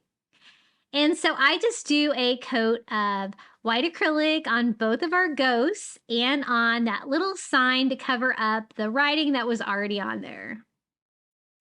I've noticed when I've removed that sign before, it leaves like a lot of like little nails and stuff like that and glue damage. So sometimes it's better just to go ahead and leave that on there and try to redecorate it to match how you want. Now I did forget to fill the little ornament hole, so I'm going to flip that over, try to fill those up with a little spackle and maybe a little on the front too to try to hide that. You could always do a little bow on there if that bothered you, but they don't really need a hole on there because we're just going to glue those onto the window like they're kind of coming out of the window of the house. So we do a second coat on both of those to get those that nice white color, make it pop. And I do want to keep the black, white, and burlap, so I'm going to use some of the burlap ribbon from the Dollar Tree. I guess it's a ribbon burlap roll, and it's a little bigger than what I need, so I'm just going to cut it down to size. To get a nice square cut, the best way to do that is just to pull out a whole string, and then you are going to be able to see that so you can cut straight across the burlap really easily.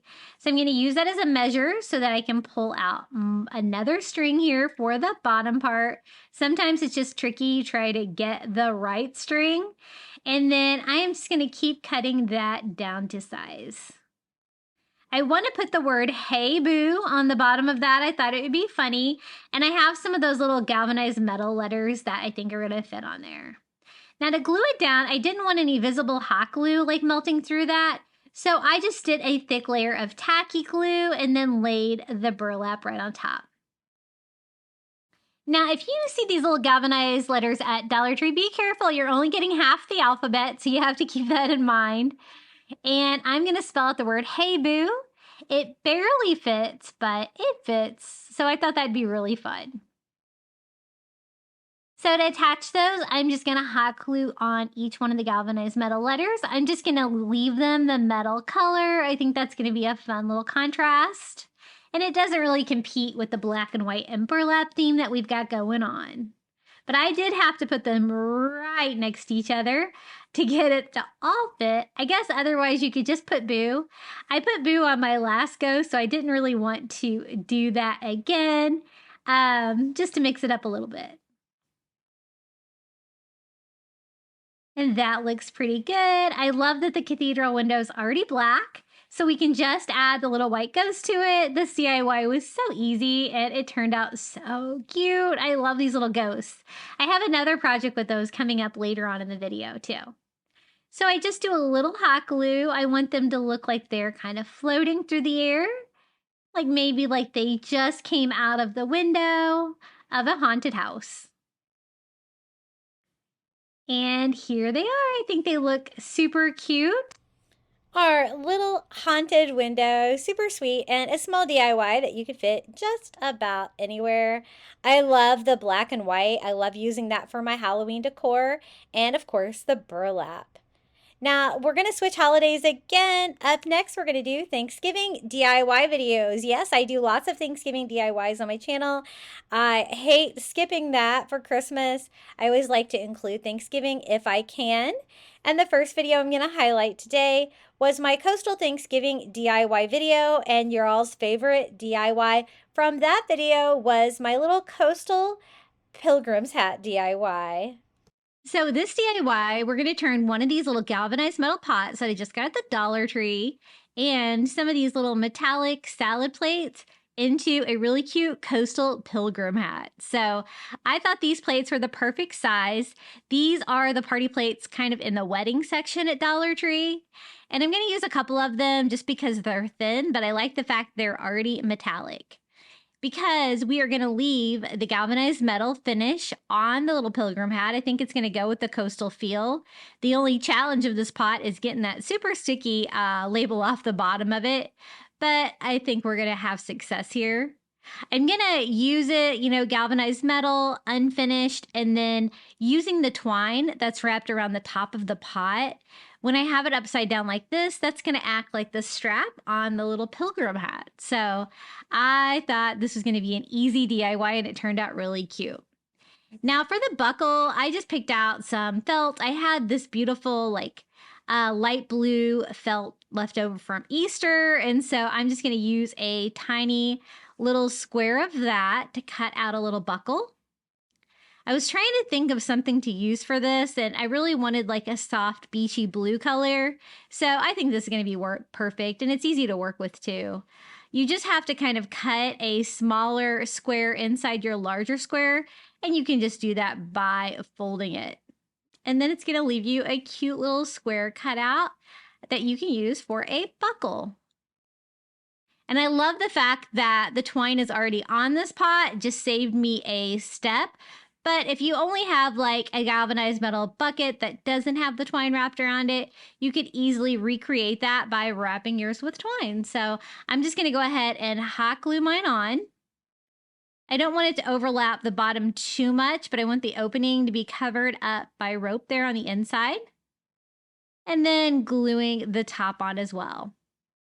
Now, the galvanized metal finish is kind of like a blotchy metal finish. So I'm going to do a little bit of a makeover on the salad plates to kind of give them that blotchy metallic look too, so that it will coordinate a little bit better with the pot. But that's what the buckle looks like. And the twine looks pretty good, but I thought we could always burn off the fuzzies a little bit here to clean it up. And mine wasn't 100% attached either, so I'm going to go ahead and just glue that one back down. And I think we're finished with that part of the pilgrim hat. Now, when you sit it on there, as you can see, there is some of the white plate still visible, but I'm going to fill that all in with decor, so I think that's going to be fine. And again, those plates from the Dollar Tree are pretty flimsy, so I actually have 2 of them back to back just to make it a little bit thicker. You get a whole bunch in that package. Now, to get that fun galvanized metal look, I just take some gray acrylic and just kind of blotch it all over. And then I just kind of dry it on there by dabbing like a paper towel all over to kind of give it that, you know, fun look. I thought maybe it was a little bit too distressed, so I followed that up with a baby wipe, and it did kind of like blend it in a little bit better. But in the end, I did get that look that I was going for. I kind of wish that I would have done this on the top of the hat too, because, as you can see, it's kind of shiny up there too. I might go back and do that now. Now, I told you I was using 2, so I'm going to go ahead and just glue them together just to make sure it stays together. That hot glue is hot. Did you see that smoke coming out from there? And then glue those together, and then we can just simply glue the pot on. You could do the top of your pilgrim hat with like other things too, like a sand bucket or something like that. But I really love the fact that I didn't have to paint this or anything. And I think that metallic look like that goes great with coastal decor. So I just glued it right to the center of the plate. And again, I know we have that little white ring around it, but we can fill that in with some Dollar Tree moss and some beachy items. So for the moss, we're going to use the brown floral moss. This is kind of messy, but it's that really small moss. So I don't need like a very large stripe of it around here. I just need enough to kind of cover that white area that I don't really want you to see.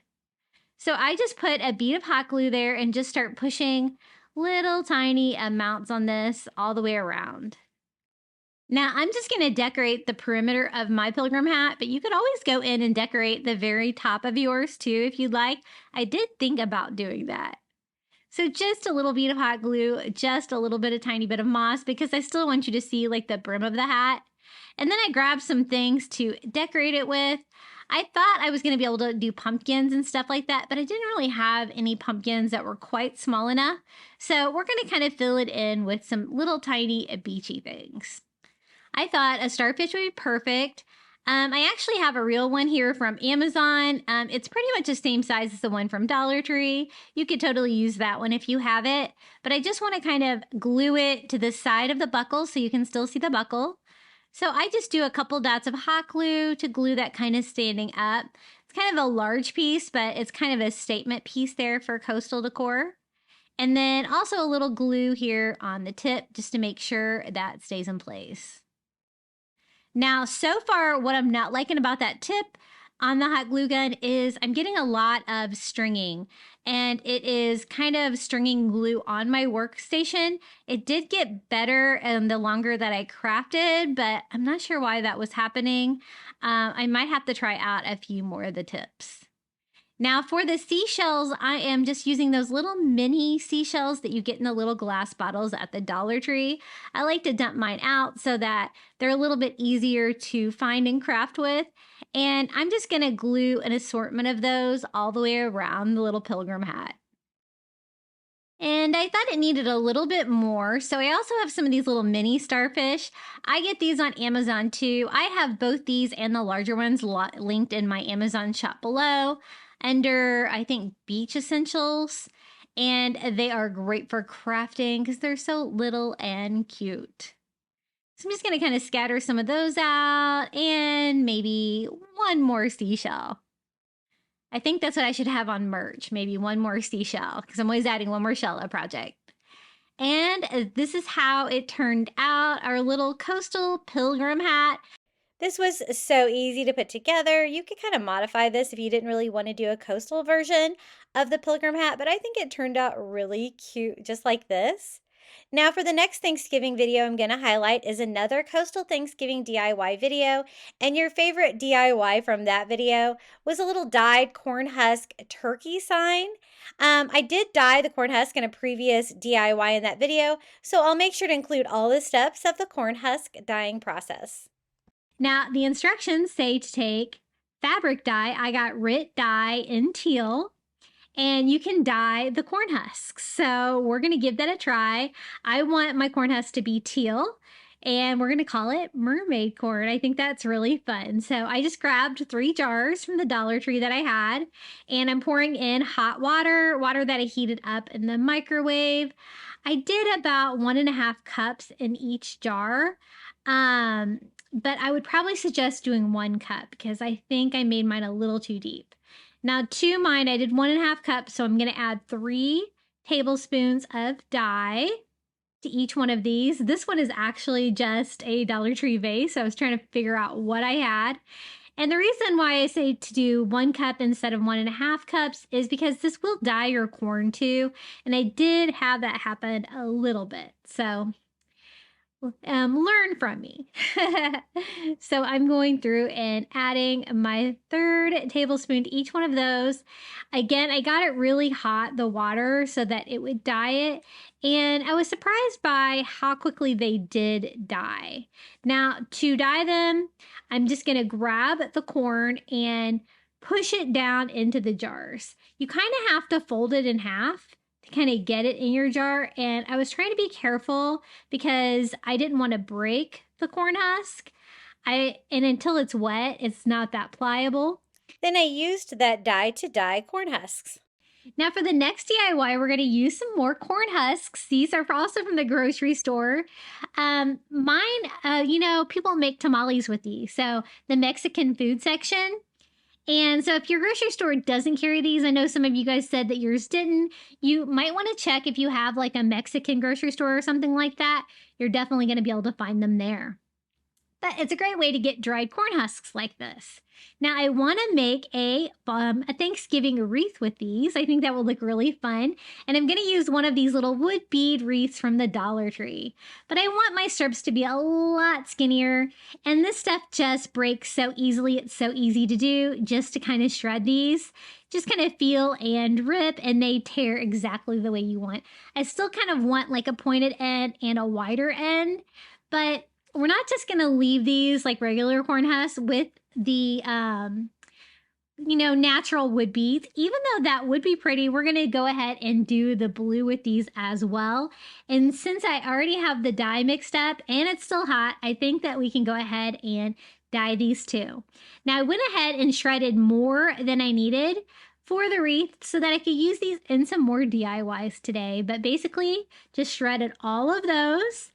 I'm going to pop those in my larger vase here, and then I'm just going to pour all the dye in there so we can get this super deep and we can kind of push all the corn husks down in the dye. And again, I just set these aside for like 30 minutes or so, and they dyed really well, just like the ones with the Indian corn. I do kind of have to push them down in there a little bit to make sure that everything is covered with the dye. And it's kind of fun. It's kind of like dyeing Easter eggs, I guess. So again, this was just Rit dye, and the color that I'm using is teal. So I set that aside for about 30 minutes, let it dye, and then we're gonna grab these, pull these out, put down plenty of paper towels so I don't have a huge mess. And mine actually all came out in one big clump. And I think it looks really pretty. And I think that's going to be a really fun take on the corn husks for the little Thanksgiving wreath that I'm going to do. It's definitely going to add a coastal touch and kind of continue that mermaid corn theme. Now we can use those dyed corn husks in the turkey DIY I was talking about. Now for our next DIY, we're going to take one of these little wooden turkey signs from the Dollar Tree and we're going to give it a coastal Thanksgiving makeover. I start just by removing the hanger on it and kind of deciding which way I wanted mine to go. And we're going to give it just a really quick driftwood stain by mixing some ivory acrylic paint together with some Antique Wax by Waverly. Gives me this perfect shade of driftwood, and I just go over that raw wood turkey all with one coat. It's kind of almost just a stain. I didn't want anything too thick, but look at that really cool wood grain that's left behind. Now, these are the remaining corn husks that we dyed teal, and I thought these would make great turkey feathers. Now, I don't want them just to be the blue color. I thought we would mix it up, so we're going to use some of the regular colored corn husks as well. I just go ahead and make a new hanger for it now that my paint is dry on there. And by tying a knot there on the top, and look how cool feathers the little corn husks make. I thought this would be a really fun idea, and it really turned out really decorative and fun. Again, I kind of want to mix it up with these regular corn husks, and so I'm just going kind of maybe like a ½ inch to an inch. I just peel them apart into strips like that, and they make perfect little feathers. We're going to go ahead and leave like the entire sign intact. All the little bumps on the back there for the feathers will be covered up by these. And I kind of want to just alternate randomly. So I'm just going to go through every feather and we are just going to glue one of the little plain corn husks right down. Kind of having it go way off the side of the turkey. It's going to be kind of big and fluffy. So I just do one of the natural color corn husk in each one. And you can see they're all a little bit different, but it kind of adds to the character. Now, these are the corn husks that we dyed teal with the fabric dye. And I'm just going through and we are just hot gluing one of those in between each one of the other feathers. And we're just going to keep doing this, repeating that pattern until we have a big fluffy turkey tail. We're going to leave like the head and neck and body and the feet, all of it, just that driftwood color, because I think we're going to get plenty of decor here with the feathers. And I really like mixing the dyed corn husks with the regular corn husks like this. I think it made it really colorful and fun. Now, I did one of each and it was just still too thin. So we're just going to go back and just keep adding layers until I cover up all of the wood sign behind it so you don't really see any of the wood feathers. You're only going to see the corn husk feathers. So we're going to need a few more. Again, these are super easy to shred and they're really easy to work with. They hot glue really well. I think when you have them in the thinner strips like this, it makes them a little bit easier to work with. In one of my videos last week when I made the corn husk pumpkin, if you leave them all in one piece, they're really kind of hard to work with if you don't get them wet first. I do have some more of the blue, so we're going to go back and do another layer of those two, and we're going to kind of just keep working at it until it's nice and full. Now, I know it kind of looks, unfinished on the edges that we are hot gluing down there, right there in the center part of the turkey, but I do have an idea to go back, add a little bit more decor to this turkey, and kind of cover that area up. But I just wanted to make sure that you really couldn't see any of the little wood feathers in the back. And just gluing that straight to the back feather there if I need to cover it up. And I really like this. You can dye those corn husks any color you want. You can kind of do any kind of colored turkey you wanted. But again, we're doing coastal for this one. So I think the blue and the ivory color goes together great. Now to cover that area where we glued all of our little corn husk feathers down, I thought these little blue fall leaves from the Dollar Tree would be perfect. They come in like 2 different sizes here and a little bit different color. We're going to kind of mix them together. So I'm going to do 2 of the larger blue ones and then 1 of the smaller, lighter blue. And I thought we could just kind of fan those out. It's going to add a little bit more decor to our turkey here, but it's also going to cover up that area where the corn husks and the wood kind of all come together. So I thought it looked pretty good like that. I also thought about attaching a little thankful tag. I wanted to add some kind of sign to it that said thankful, and this is the little leather tag from the Dollar Tree.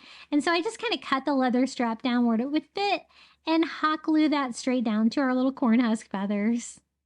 And then we can go back in and layer in the little blue fall leaves and glue those right on top. Now I did get this all put together, and then I really didn't like the color of the little brown thankful leaf on there. I thought it kind of took away from all the soft colors on the rest of the turkey. So I do remove that one, but I did have it on here at this point.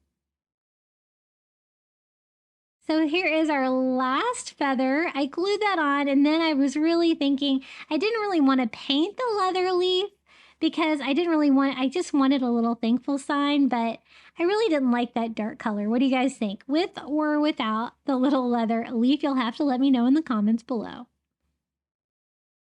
I decided without, so I'm just going to go ahead and snip that, pull that out, and I went in with a paint pen and just drew a quick little eye on our turkey as well, and I think he's perfect and ready to go. Look how beautiful he looks with those bright teal colors. This is a lot of fun, and I think this would make anyone smile on Thanksgiving. And I saw lots of people recreate this. It was really fun to see. And our next DIY is also going to be a Thanksgiving DIY video. It is from kind of my Harvest Thanksgiving DIY video where we do an Indian corn DIY. That was your favorite. Okay, the next DIY, I wanted to make a ornamental corn display. When we grew up, we always called it Indian corn. I don't know if it's still appropriate to call it Indian corn, but I saw that a lot of people are calling it ornamental corn now, or flint corn, you know, the corn that is so beautiful. And I want to try to recreate that. So I'm going to use popsicle sticks for that. Now to create a base for the corn on a cob kind of thing, I'm going to take the jumbo popsicle sticks, and I just glued 2 of them on top of another one going down a little bit so it kind of has like a pointy tip. That way it's going to give me a base where I can glue everything to. And I wanted to use popsicle sticks to try to make the individual kernels of corn. So I'm going to use a combination of Dollar Tree popsicle sticks. I found the colored ones, which I picked out all the orange, red, and yellow ones. Then I'm going to take some plain ones and stain them with some antique wax by Waverly. So we will have some brown ones. And then for the rest of them, we're just going to use like the natural wood. And I think this is going to give me a lot of colors that you can find in the ornamental corn. And we can just cut off the tips of these, and it's going to give us a nice rounded corn kernel that we can use to kind of overlap to go up the corn. Now I picked up some corn husk at the grocery store, and so I'm going to actually wrap that in corn husk, and this turned out so fun. I did find that my little miter scissors here are a little bit easier to cut the popsicle sticks, so I did switch to those. And I'm making them like a little over an inch long. I'm not really measuring them, but I want to make enough yellow, enough orange, enough red. I'm probably going to have more of the natural color than any of the special colors. That way I can kind of alternate all of the corn kernels. So I just went ahead and just cut them all down in advance, kind of sorting out the colors. And then I got more efficient. I realized I could cut like 2 of them at a time with my miter scissors. If you don't have any of the miter scissors, they are great. I do have those linked in my Amazon shop below. I love them for stuff like this. So with the natural wood popsicle sticks. I'm going to cut those down too. Again, I want a little bit more of those than the other colors. But, you know, I have those colored popsicle sticks from Dollar Tree, and I never use them. So this was a great use for them. They're very colorful, and then I won't have to paint the red, yellow, and orange ones. So let's start building our ear of corn. We're going to start at the bottom of the ear, and we're just going to start gluing these on. So one by one, I am making like the arch tip of them pointing down to represent a little corn kernel. And I'm just going to do a very random pattern, changing up colors. I'm going to want like maybe a couple of colors in each row. But I'm not afraid to put like a couple like natural ones together like that, kind of mix it up. And I made the bottom slightly smaller. I did 5 on the bottom, and then I did 6 on the second row. And then we're just going to kind of continue this. I'm kind of staggering them a little bit. I don't want anything to line up just perfect. I just want it to look really random. And I also want the color and the pattern to look really random too, just like you would see on the ornamental corn. And I'm just going to continue that all the way up. This was pretty easy to do, pretty fun too. I got this idea to make this corn on the cob from a blog, and I'll try to find that. I think I have that open in my browser, and I'll post a link to that. They did theirs with the dollhouse shingles. And they just did yellow corn, so you could totally do it with just yellow corn too.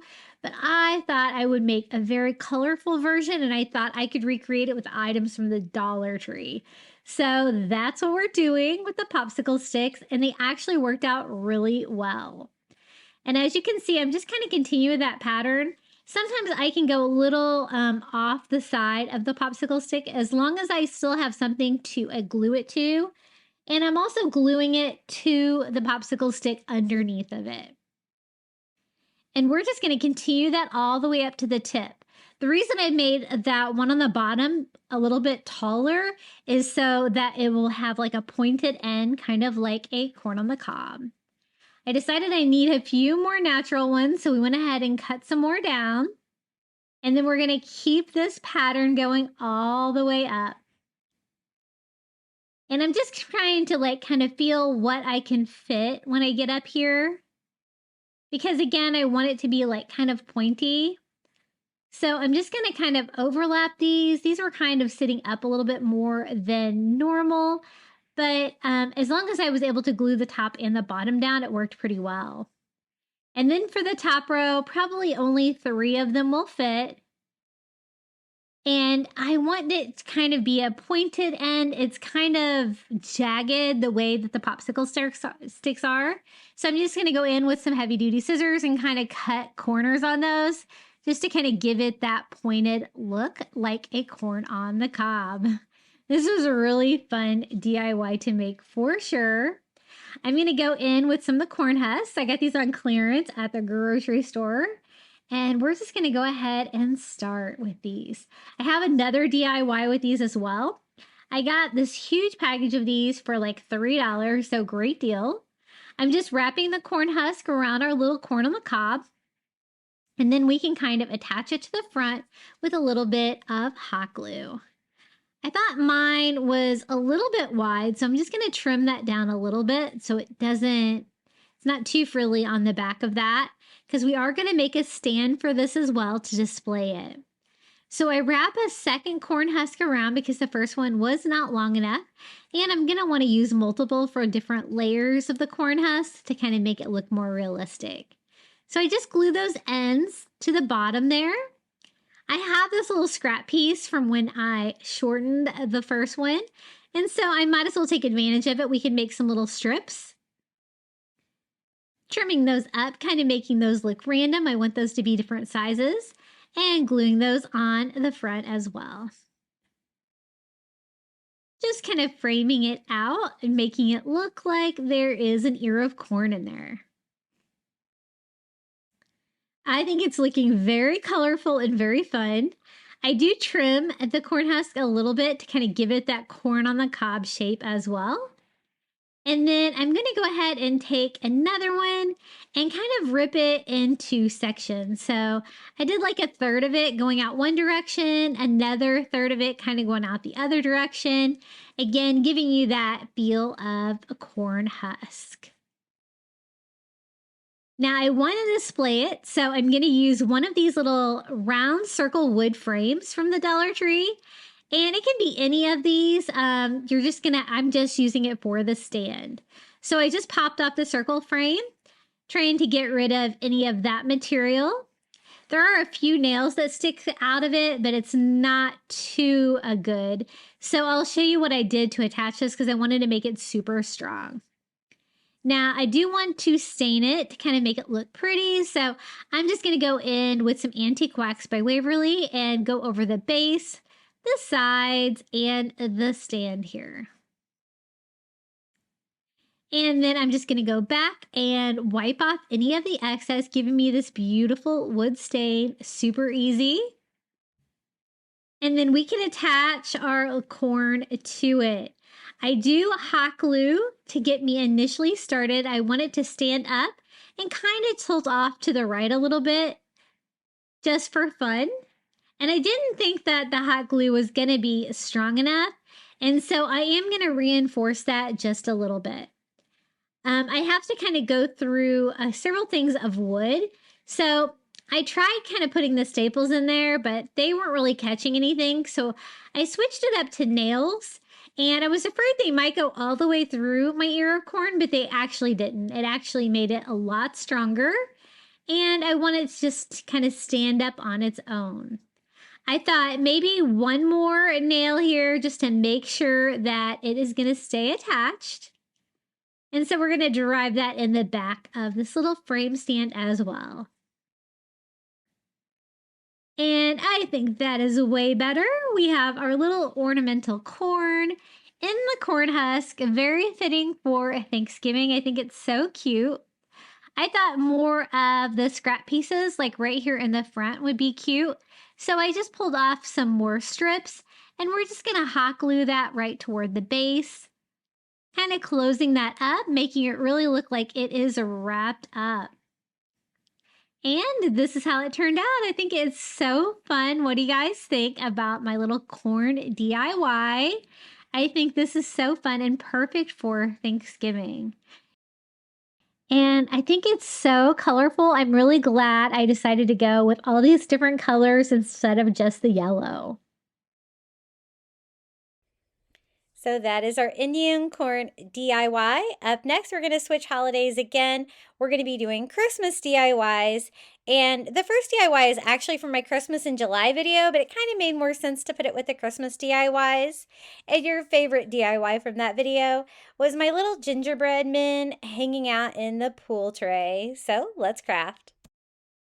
Okay, the next DIY, I thought I picked up some of these little children shapes this is like the teacher section, I guess, at Dollar Tree. And I thought we could try to make those look like gingerbread men. And then I picked up like one of these like giant plastic trays they have this summer. And I thought we could do something really fun on this. It's a nice blue color, so it reminded me of the pool. So I was thinking that we could have like gingerbread men floating in the pool, like baking in the sun instead of baking in the oven. But I wanted something to kind of make floaties with, and so I'm going to use a Dollar Tree placemat. I thought it would be a nice pop of red. And the texture is kind of cool on these. I think it kind of makes it look like it could be like a floaty. It could kind of also look like a towel. If you wanted to do like a sandy background, you could do the same thing with a material that would look like towels behind them. But I picked out two of the little children shapes. They're shaped really similar to a gingerbread man, but their legs are a little bit longer than I would necessarily think a gingerbread man would be. So we'll modify them a little bit. So I'm just going to cut this down. Each one of the little floaties is going to be a little bit different, but they're also going to be kind of coordinated because they kind of have that like large white stripe across the top. And then we can like lay a little gingerbread man on top of each one. I kind of wanted to do a his and a hers. And so I'm just going to cut off the feet and part of the legs on these just to kind of make them look more like a gingerbread man and less like a child. So I'm going to do that on both of them. And the pack had like lots of different colors in them. This color kind of reminded me more of a gingerbread man. And so that is the one that we're going to use for this. Now they kind of have a glossy side. They kind of have more of a matte side. At first I was going to use the glossy side up like that, but I ended up changing it and using the other side, which was a little bit more, not quite so shiny. So I kind of want to angle them like that, like two floaties floating in the pool. So this is going to be my surface, this giant blue tray. I was really impressed with the size on this. Now it looks really plasticky because, you know, it's plastic. So I'm also going to need Mod Podge to attach to the floaties. So what I'm going to do is just start by going over the entire top of the tray with matte Mod Podge from Dollar Tree. It's going to take that shininess away from the plastic, make it look a little bit more high end. But I'm also going to need all that Mod Podge on there so I can start securing the floaties. I have lots of things that I need to kind of glue down on this. And so this is kind of my first layer of glue. So I'm going to grab one of my floaties and kind of push that down in there. Mine were not the flattest, but we're going to make this work. And as long as I can get it into contact with the Mod Podge, we can kind of make that like lay down. Now, I do like smooth them out. I didn't think I got quite enough Mod Podge on there to make them lay completely flat and be completely secure. So once I get them on there, I'm just going to add a little bit more Mod Podge under them if I feel like it needs it. But then I'm just going to start going over the top of it with more Mod Podge and kind of like pushing that down in the fabric to help secure that down. You know, it looks kind of white when you're doing it and you're thinking, oh, I don't know how this is going to dry. But I let mine dry overnight and it turned out completely clear. So just put Mod Podge, you know, everywhere where you kind of need it to secure that down. And again, I wanted to do pool, so that's why I'm kind of doing floaties, but these kind of look like beach towels too. So if you wanted to do like a background that was tan and sand, you could do the same thing with gingerbread men like laying out on the beach, or you could do it like I did and have them laying in the pool. So as you can see, I did have to, I dried them and then I went in and added more Mod Podge if necessary to get those down and secure. So that was probably the hardest thing to attach. Once I got them on there, the project got really easy. So there's my little gingerbread men. I told you like that side was kind of glossy and the other side kind of was a little bit more matte. So I do end up using that side up. Like that is what I'm talking about for our two little gingerbread men. And I'm so glad I thought to use these because I do not want to get all my Christmas decor out. And so I just do Mod Podge on the back of him and lay him down. I'm also going to Mod Podge all over the top of him to help secure him down to the floaty. And I'm going to add like lots of beach fun decor to both of these, but I have to get them down and attached first. So a nice layer of Mod Podge here on the back. Lay him down. Or actually, that's going to be our girl one. And then Mod Podge over the top. So a lot of Mod Podge on this project, but I kind of needed to use Mod Podge because a lot of the things I wasn't really able to use hot glue on. It would kind of, I think, make more of a mess. So I just used my heat gun to help that dry. And once I got it on there, I felt like it wasn't super secure. So I did go over both of them with one more coat of Mod Podge. And everything seemed really well sealed down after this one. I don't think I'm going to have to worry about it coming apart. And as you can see, the shininess on the tray is way better now that we use that matte Mod Podge on it as well.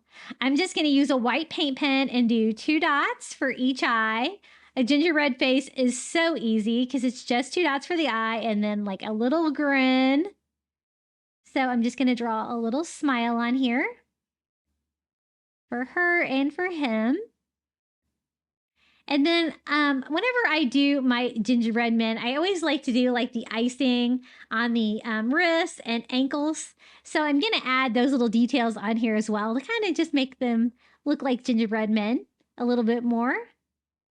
And it's just like little squiggly up and down, super easy to do. Now that I've made them look like gingerbread man, I want to decorate them for a day at the pool. So I thought they needed swimsuits. So I'm going to use some of these felt sheets. I got this particular one at Easter, but they seem to be having a lot of felt now. I kind of wanted to try to match the color of the tray. And this one is like that same beautiful color with like white polka dots. I thought about mixing it up maybe with like this color of blue for a little bit of contrast, but I really kind of liked that like mint green color of this one. So what I'm going to do is just cut down a little rectangle, and we're going to make that into a pair of swim trunks for him. Just super easy. Again, this is made out of felt, so you can just cut it down. You're not going to have any fraying or anything like that. And so I cut it down like a little skinnier around the waist, kind of veering out. I cut a little slit in between to kind of make the shorts, and not really removing any fabric down there, just enough to have a little gap between the bottom of the shorts. And I think those look about the right size. I don't want to use hot glue again because I don't want that soaking through my felt and being visible in the final project. So I coat the bottom of them with more Mod Podge. I also coat my gingerbread man with some Mod Podge and lay that down and let that dry. Then we can start working on her swimsuit. So I thought we would make the little gingerbread girl a bikini. I thought that'd be cute for her day at the pool. So I just cut a smaller rectangle down, and then just using her as reference, I kind of keep going back and forth and cutting out little swimsuit bottoms for her. They don't need to be quite as big as his trunk, so I kind of trim them down to size. And then I just need to cut like 2 triangles for the top of her bikini. So that looks like that's going to be about right for height. And so once I get one cut down, I just use that for reference and cut out a second one. I just cut off a little bit for her the sides that could kind of go around her a little bit and make that fit a little bit better. And then we're going to Mod Podge on her little bikini bottom here. And I try not to Mod Podge on top of the felt if I can help it. I kind of really want that to dry as clear as possible. I'm trimming down the sides of her bikini to make them look like they fit her a little bit better. And then I'm not going to use any straps or anything, just the little triangles for the top of her bikini. And I just coat the back of them each with some Mod Podge and lay them on her. Are they looking like they're ready for the pool yet? Super cute. And I love the idea of gingerbread cookies laying out and getting all toasty here in the sand. I think it totally fits them. Now, to kind of go with like the pool theme, I thought rope would be good to kind of finish off the edges of the tray, add a little bit more decor. So this is the thinner white rope from the Dollar Tree, and I'm just gonna kind of frame out the entire tray. I plan to display this tray just like by leaning it up against something, sitting it on something. And so I'm not gonna have a hanger or anything like that. It's just gonna be kind of a standing decor tray. And I just use that same piece of white rope, and I just do a bead of hot glue right there in the corner, pushing our rope in. And I think that looks really nice. I think it looks really coastal. I think it kind of goes with the pool theme as well. And just securing my 4th and final side there. Now, I thought it needed like something like a pool like toy or something like that, and I couldn't really find anything I had, so I'm going to use one of these little Dollar Tree puzzles, and basically I just need a circle. I want to try to see if I can paint that to make it look like a beach ball, because I wanted something flat that could kind of be floating in the pool. But I need to kind of draw on the structure of a beach ball, so I'm just using an ink pen. I probably should have used a pencil because I did have to work to cover up the ink pen. But basically, you're going to have like 3 white triangles, and 3 color triangles with like a little circle, like kind of connecting them all together. So I kind of needed that for reference. Now 3 of the triangles are going to be white. So I go in with my white paint pen and start coloring those in. One of the colors of a traditional beach ball is yellow. So that works. I won't have to paint that section. And then one section is blue. I did have to use a couple of coats to get the good blue coverage over the yellow without it looking green. And then one section is red. Now, I like that I used the yellow because it was easier for the blue and the red, but I did have to go over it with several coats of white to cover up the yellow. And that little circle in the middle, I also do in white. So I just keep doing coats on this until I get good coverage with my paint pen. But otherwise, it was really easy to make this little beach ball. Once I get good coverage on my white, I do kind of want to outline it a little bit too, just to kind of give it a little bit more detail. So I use one of these little fine tip Sharpies. I've been finding a lot of these at Dollar Tree, all different colors. I love them for crafting. And then just drawing the lines on there and drawing the circle on there, just to provide a little bit more detail on my beach ball. And I think it turned out so cute. What do you guys think about that? And we can have a little beach ball like floating in the pool here right in between them. I thought about adding a sign or some words to this, but I really didn't have a lot of extra space once I got them all on there. And I think they kind of speak for themselves. Little gingerbread men floating in the pool, perfect for Christmas in July. And I know this would be really cute for Christmas as well. Really fun. Everybody seems to love gingerbread men. They're always my most popular DIYs. Now, next up, the next video I'm going to highlight was my Scandinavian Christmas DIY video. And your favorite DIY from that video was my Dollar Tree wood slice Christmas tree DIY. Okay, the next DIY, I wanted to make a really cute little wood slice Christmas tree. I saw one similar for sale, and it was a Scandinavian Christmas decor. I think it's going to go perfect with my coastal decorations, and it turned out so pretty. So to start with, I'm going to use one of the little foam cones from the Dollar Tree. It's not too big, but it actually worked perfect for this. And then I want to cover the entire foam cone with masking tape. Now, there's 2 reasons why I'm doing that. I'm going to be hot gluing the wood slices from the Dollar Tree onto the foam, and so the masking tape is going to prevent it from melting the styrofoam, and the color is really nice. So if there's any gaps in between the wood slices, the color of the masking tape is going to be fine to be visible, but I was actually able to get really good coverage on this DIY. So just a matter of putting it on there. I kind of tear it when I get to the bottom until I cover the entire Christmas tree, just trying to make sure everything is down flat. Now, these are the wood slices we're going to use today. Trying to remember how many packages I used. I think I ended up using 2, maybe 2.5 packages. We'll see here. And the Christmas tree that I saw that was made like this just had the wood slices coming out like this, with the little edge exposed. So I just hot glue one on, overlapping the bottom of the tree just by the little ledge, right? That way it's going to kind of form the bottom, but I don't want any of the foam to be visible if possible. And I'm going to start working my way around the little cone shape by hot gluing them side by side, trying to get them all about the same length at the bottom.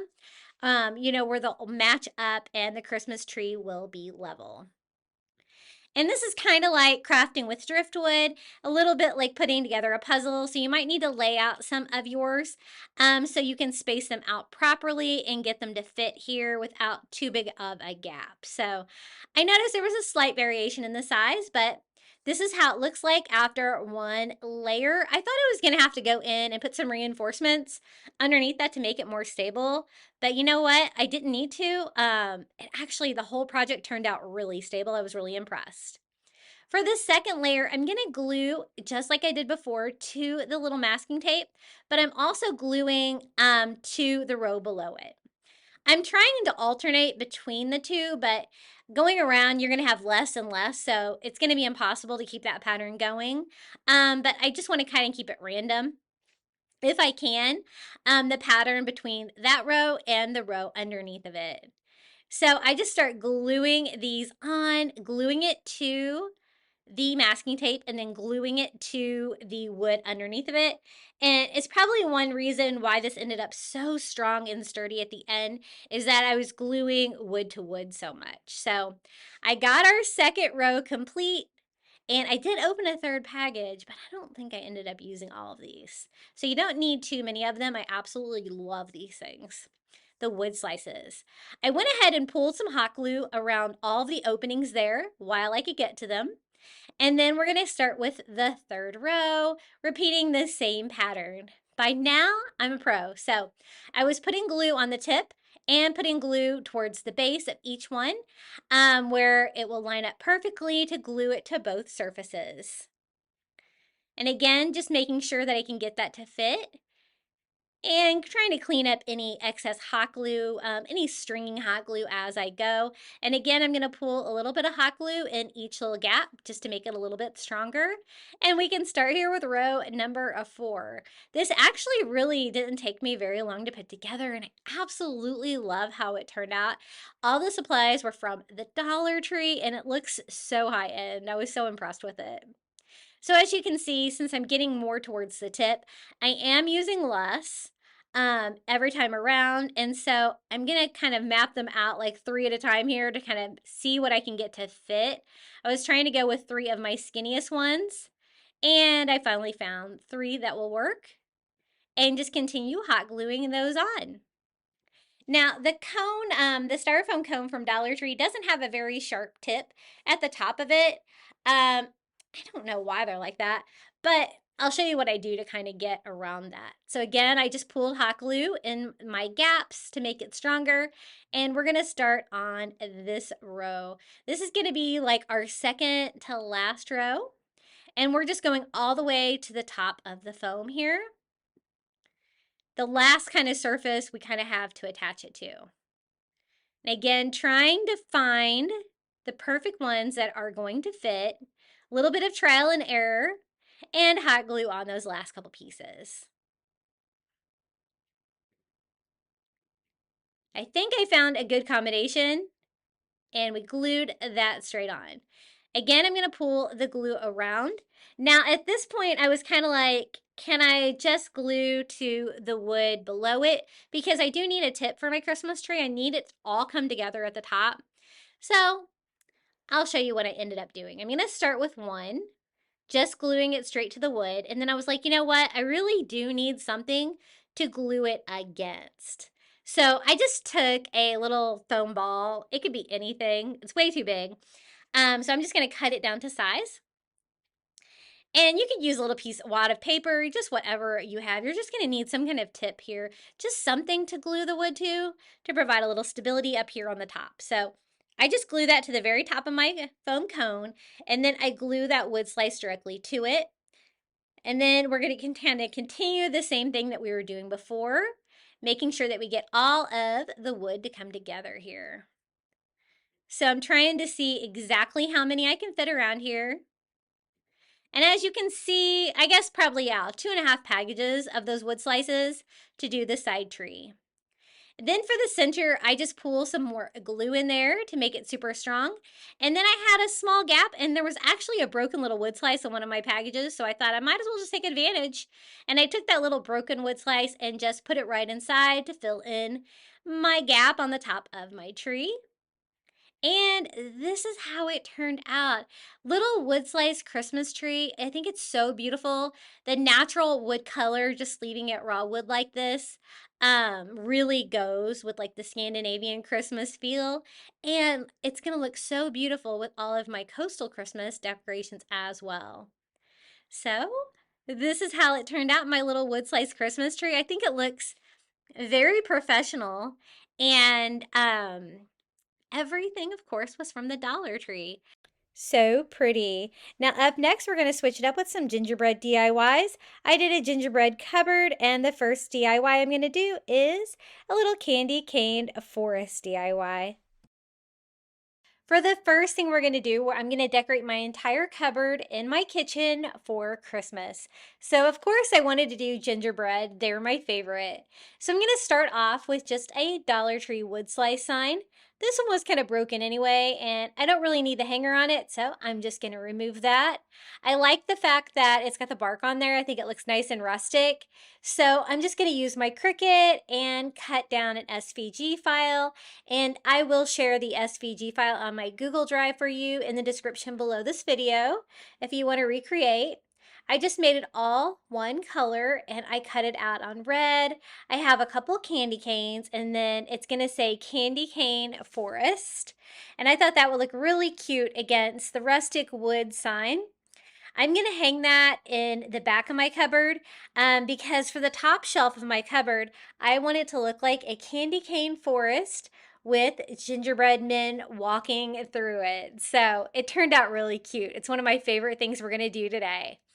Not only am I decorating my entire cupboard for Christmas with gingerbread men and gingerbread houses, I'm also going to be doing my coffee bar in gingerbread today as well. So lots of DIYs and finds for you today. I have found so many great things this year. So I got that on my transfer paper, and basically all I have to do now is just put that on my wood slice. I think that looks so good. Fits on there perfectly. I scrape it on there and remove it. And I'm using the Cricut Smart Vinyl with my new Joy Extra, and that is a really nice vinyl. It was really easy to work with. And I'm just going to use some sticky foam here for the back so I can kind of just temporarily tag that to the back of my cupboard right about here. I think you'll still be able to see that above the trees we're going to line the forest with. Now our first tree is kind of big. I got this at Dollar Tree Plus. It was $5, and look how fluffy and flocked this Christmas tree is. I was really impressed with the quality of this. We do have $2 tree pluses now. I try to stay out of them though because I find that I spend too much money. But I think this is well worth $5. It barely fits, but we're going to have that be our large tree here in our little candy cane forest. And then we're going to kind of build up both sides, trying to create a path through it. I found this one for $3, another little flocked Christmas tree, and I got this one at the Target dollar spot. It's really pretty too. It's got like a little wood slice base. All I have to do is fluff it up. I was trying to stick with flocked trees. I really like that look, and I think it looks really high end. So this tree is ready to go. Since this is kind of big too, we're going to put that over on the other side. And then this is the Dollar Tree a dollar version. So again, it's flocked. It's on a wood slice. It's pretty high quality. This one was a little wild. I'm just going to give it a quick trim. But I found 2 of these actually, and I think that these will be good too to help make the little candy cane a forest. And of course, we're going to add some candy canes to it as well. But I definitely wanted trees in my forest. So I'm just going to put that one over there. And then I got one last year at Dollar Tree too. That's exactly the same. Another little flocked $1 Dollar Tree Christmas tree.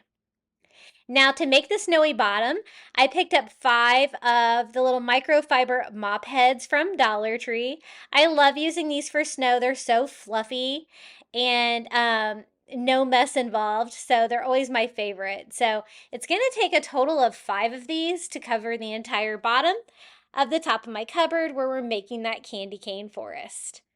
So we just removed all the tags on them, got them cleaned up, and this is going to be great too because I can kind of piece it around things if I need to. The only stand I really wanted to cover up was the Dollar Tree Plus tree. It's got this big metal stand. It doesn't really look like a forest. So I just put the mop head right on top and then kind of stack my little Dollar Tree cheaper tree there on top. Everything stood up, but I did have to kind of work with it a little bit. And then I put another one of the mop heads on the other side. And I think a total of 5 of these is going to fill this up perfectly. So it's just a matter of kind of standing these up, seeing if they will fit. I guess you could always glue them down if you needed to, but once I got everything put together, it stayed together pretty well. So total of 5. Look how fluffy that looks. It looks like a nice fluffy snowfall. And I love the little wood slices that all the other trees are on. So I think that looks good. I think that looks good with the vibe. And I was trying to create like a little path that comes from the side that the gingerbread men can walk down. Now, I told you it was a candy cane forest, so we need some candy canes. For candy canes, I'm going to use a piece of white poster board from Dollar Tree, and we're just going to DIY them. So I was kind of seeing about how much I need. I think I can make 3 giant candy cane sticks out of one of the pieces of poster board.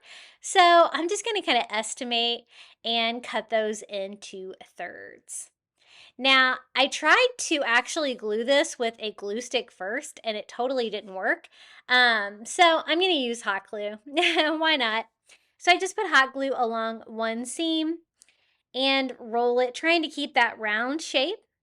I'm not going to be doing like the hook on the candy canes. I'm just going to go for giant candy cane sticks. I just thought it would be easier.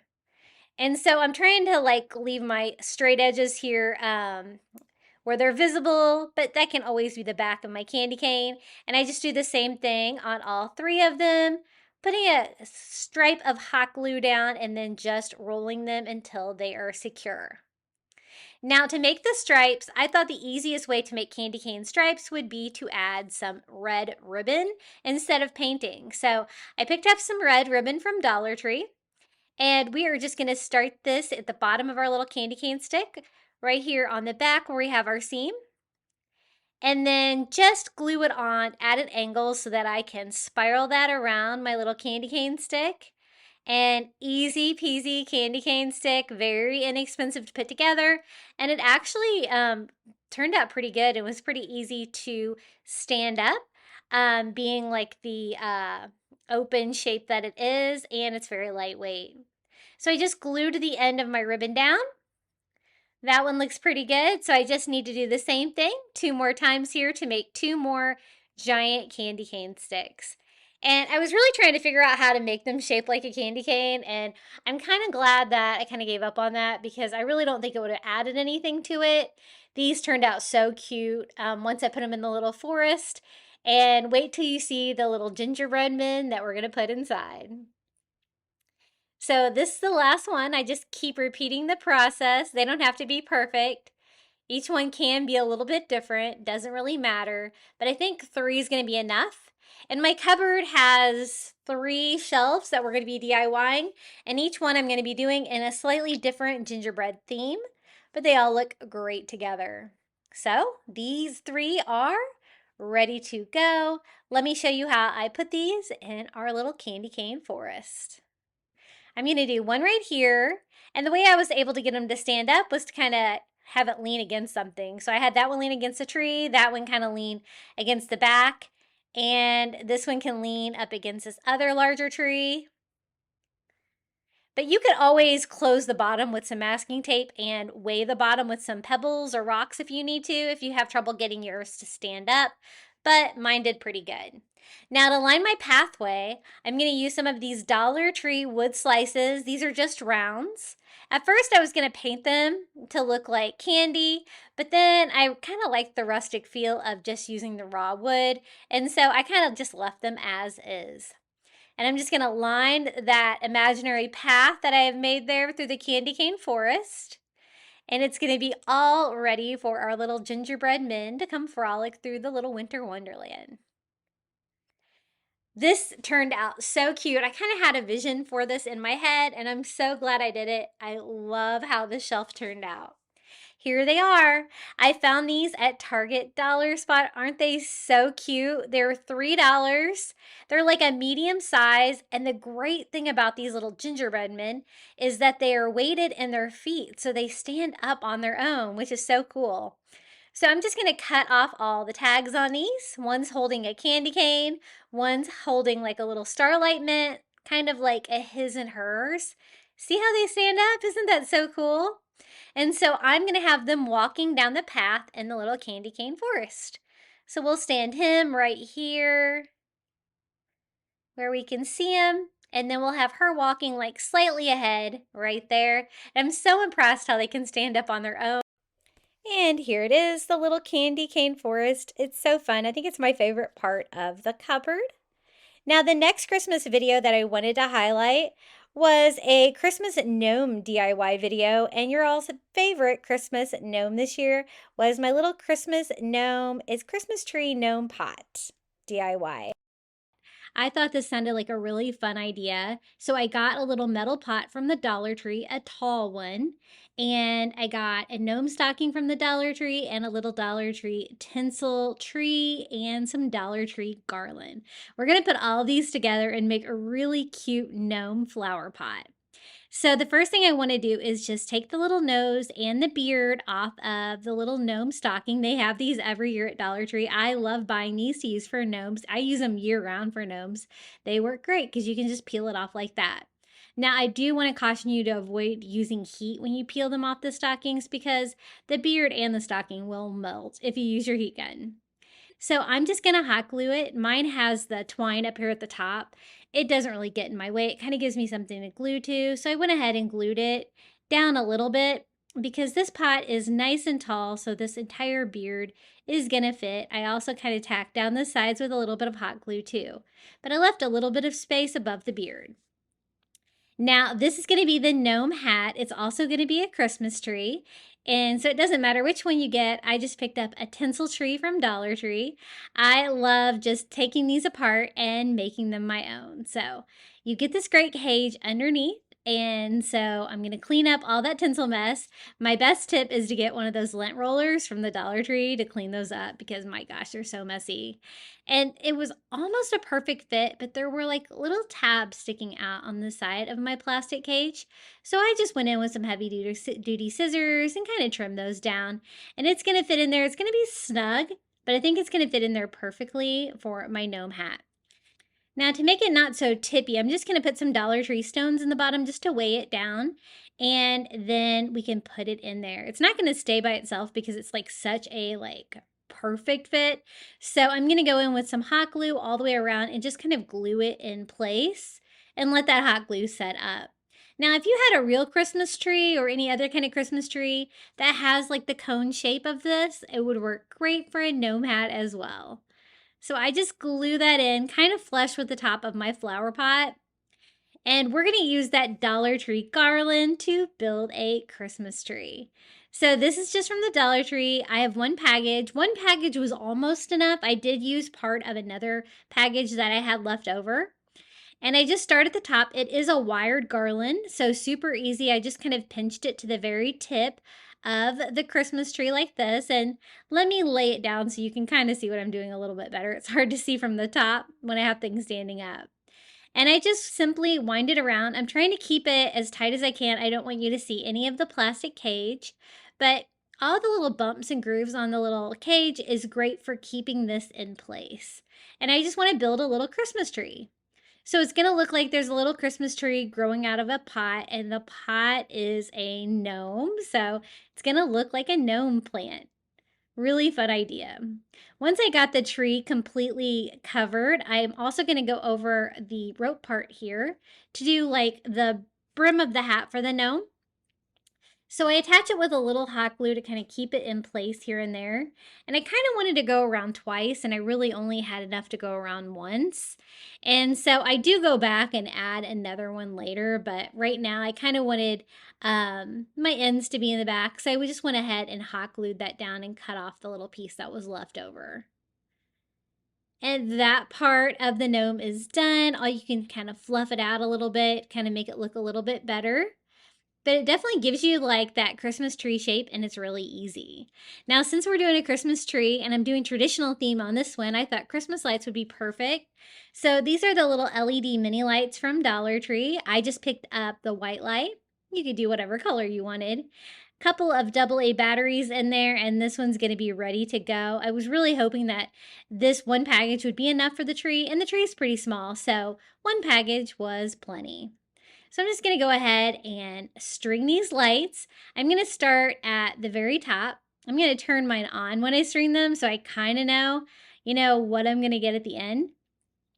And I kind of string it in from the middle there, and then we can wrap it around. So let me try that again. String it in from the middle, and then I'm just going to simply wrap them around. I want to try to keep like the light box in the back.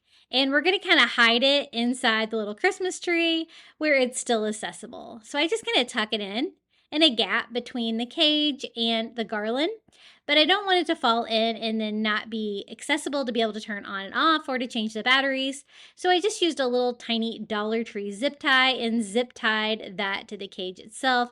So the little battery pack won't go anywhere, but it did a great job of hiding all tucked away inside of our Christmas tree. And I'm so glad I decided to add lights to this one. I think it made it turn out so cute.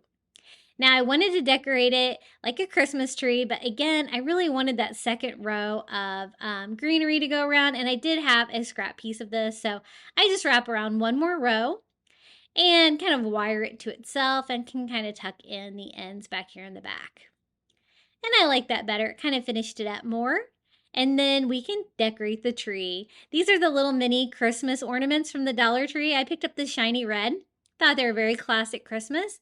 I also picked up some Christmas ornament hangers at Dollar Tree, and we're just going to simply hang them on. The little mini ornaments do come with like gold ribbon in there, but I thought it would be easier just to use like real little ornament hangers. And it made me smile trying to find my ornament hangers because I knew I bought some and then I couldn't find them. And it reminded me of my mother. When I was little, she would always buy Christmas ornament hangers and then she would never be able to find them when we went to decorate the tree. And it was always so funny. Such a thing she always did, and it really brought a smile to my face and gave me a nice Christmas memory of when she was with us.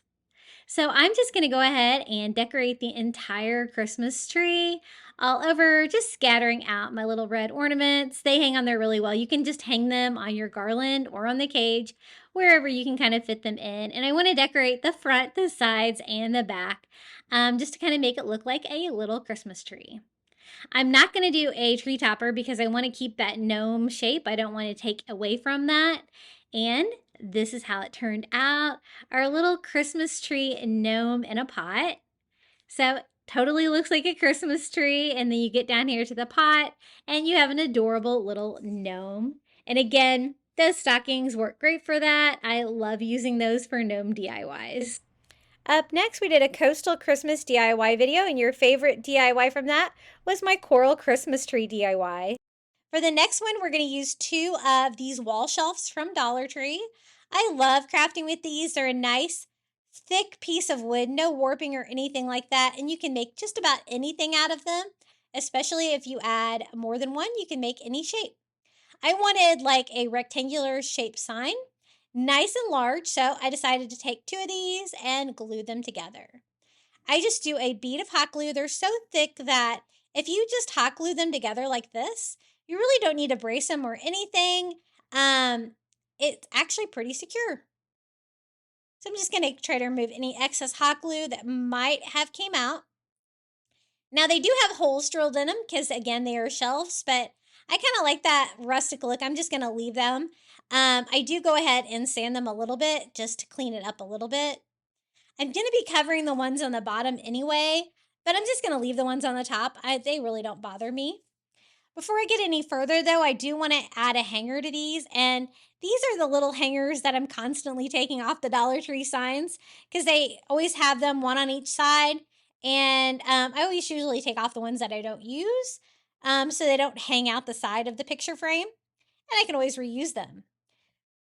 So about halfway down each shelf, I'm going to just simply attach these. And I was hoping that the wood would be soft enough for me just to be able to screw these in with my little tiny screwdriver from the Dollar Tree. And I was lucky enough they were, so I didn't have to pre-drill anything. And the screws were actually just the perfect size for this wood. They didn't go through it or anything like that. And we're going to be doing a really fun coral Christmas tree on this sign that I don't want to mess up. So putting the hanger on the sign first is crucial if you want to make yours a hanging sign. So we're going to do the same thing here on the other side. The only tricky part was getting the little screw to stand up exactly where I want it with big fingers. So I just went ahead and screwed that one on. We have the perfect base for this. Now I wanted to look beachy and I wanted to be colorful too. So we're just going to paint it first We're using that same blue cloudless color from Apple Barrel that we've been using on our beachy DIYs today. And I just want one coat on the front. The raw wood paints so easily. I want to make sure that I don't use too much paint because I don't want to get any on the sides or anything like that. I just want to paint the front of this one. So I'm just going over the whole thing. And then once we get it painted blue, we can add the coral to it. What I want to do is a Christmas tree that looks like it's made out of coral. And we're going to do that with these Dollar Tree tree ornaments. I don't think they're supposed to look like coral, but they totally do. So we're going to take advantage of that. I've made a wreath last year with these. I've made an actual physical Christmas tree with these from last year. I love them. They're my very favorite. So I'm just going to break off the little trunks on these to make them look like coral branches and start like kind of mapping out a Christmas tree on the front of this. I want it to be nice and large to cover pretty much the whole sign. So I'm going to have like one come out on each side. Just kind of breaking the little trunks off as I go. I'm kind of figuring out how many we're going to need exactly. I try to grab a handful of these when I'm over them in the store and I see them. Because I actually craft with these year round because I think they look so much like coral. So that is our third package. You can kind of see the Christmas tree shape kind of taking shape. And here is package number 4. We're going to have to make some of these shorter to make, give it that V shape without having to overlap them too much. And package number 5, one can go straight up like that. And then one can go here in the middle. And I think, end up with package number 6 because I think I ended up using 3 in the middle in the final. So 6 packages to make a tree this size. Now, they are covered in glitter, so I'm going to have to deglitter my sign here real quick. Wipe that off and give us a clean base to work with, and we can start assembling these. We are just going to simply attach those to our Dollar Tree sign there with hot glue. Again, they kind of have a more detailed side and a plainer side, so I want the more detailed side of the branching like coral look up. And so I'm just going to kind of put hot glue on the middle and any of the sides that are a little bit lower that I know that are going to come into contact with the back of the sign. And we're going to do the same thing here with the other one. I want the base of my Christmas tree to be the widest part. So I just went ahead and used the entire ornament like that with a little hanger hole and all. I'm going to end up covering that up a little bit later so you won't be able to see that. Now for the second row, I'm going to want it to be a little bit shorter.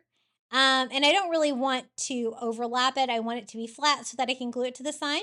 So I just kind of cut through the hanger hole on this one and hot glue the middle and any of the lower branches down. Kind of trying to nest this in with the one next to it.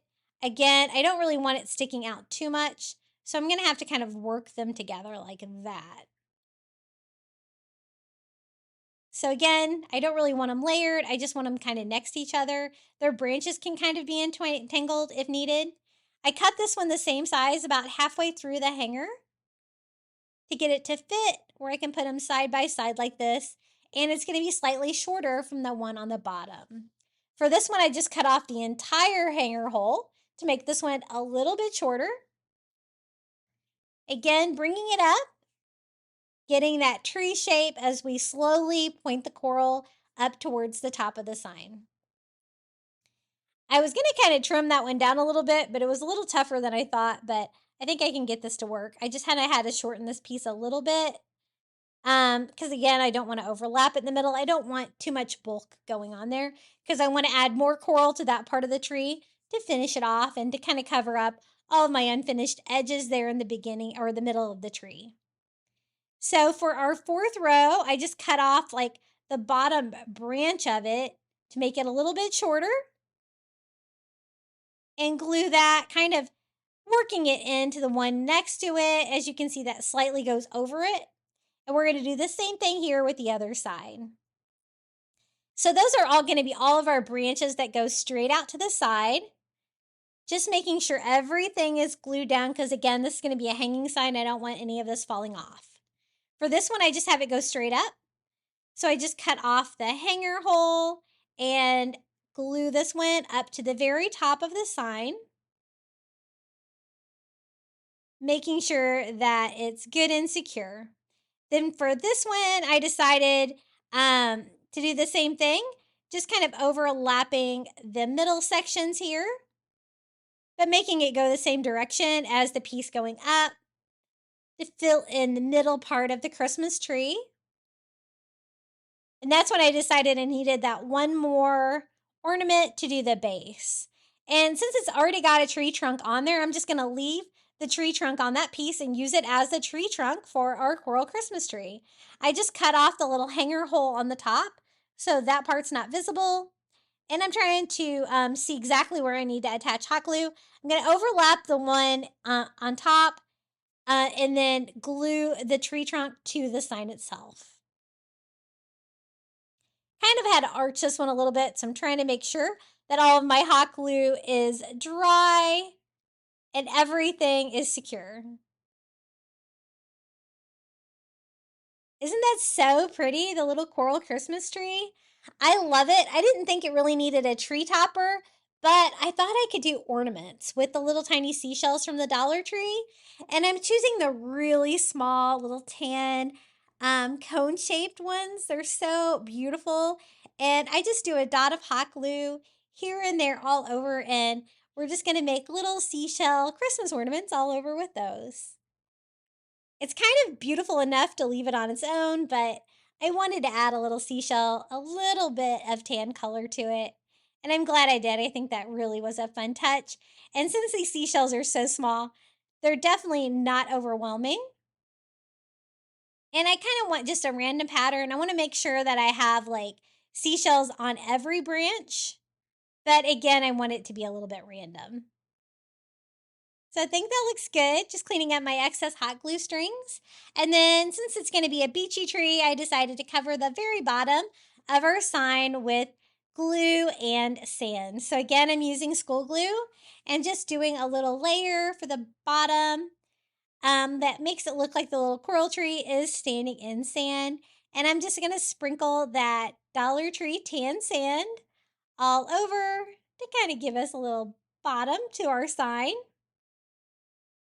Pushing that down, filling in any holes. And it can kind of be random. I'm just trying to keep it out of the coral tree if I can by blowing any of the sand back down where it needs to go.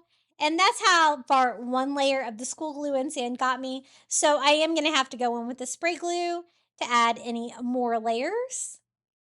And I sprayed that glue down, added more sand, filling that in. I'm not going to add any seashells or anything down there in the sand, but you totally could if you wanted to. It's a little hard to glue on top of the sand because you kind of really need to glue to the base behind it. So you might want to glue those seashells on before you add the sand, like we did with our little sandy tree. Just trying to clean up any sand with a dry paintbrush that was kind of interfering with my little coral tree. You might want to add the sand before you add the coral. It probably doesn't matter. But I did have to do a little cleanup there to get that out of my coral tree. But look how beautiful this turned out. I absolutely love it. Trying not to mess up my kind of freshly glued sand there on the bottom. But I think it turned out beautiful. Our little coral Christmas tree. What do you guys think about this one? I think it turned out so beautiful. Now, the next Christmas DIY video we're going to spotlight was my Christmas vacation DIY video. And your favorite ornament from that was a little ornament I did of the family truckster. This one is going to be the family truckster. I designed a green station wagon with wood panel on there, Christmas tree tied to the top, and it even still has the roots attached. Now, getting AI to design this one was a challenge because it did not understand the roots, but I finally got it and it was perfect. So we're just going to cut this one down as well. and just trim it as needed. And we're going to go through and Mod Podge this on. I do use this image. I loved it so much on some other DIYs today. So stay tuned for those. I was able to kind of remove the background too. So if you want yours without a background, this one has a pretty subtle background of like, I had it driving down a road with like a Christmas tree farm in the background. And we're gonna Mod Podge this one on, just like all the other ones. So you can kind of see why I designed them as squares, since it is definitely not like a perfect round shape on these wood slices, but I think the imperfection kind of makes them even better. I like to kind of push my cardstock down with a paper towel. That way I don't really damage anything, to make sure it's all down before I go in there with my second coat, or my top coat, I guess, of the Mod Podge to seal that on. And again, we're just going to poke a hole and tie this one up as well. For this one, I thought we could decorate it like the little Christmas tree that's tied on top of the little family truckster.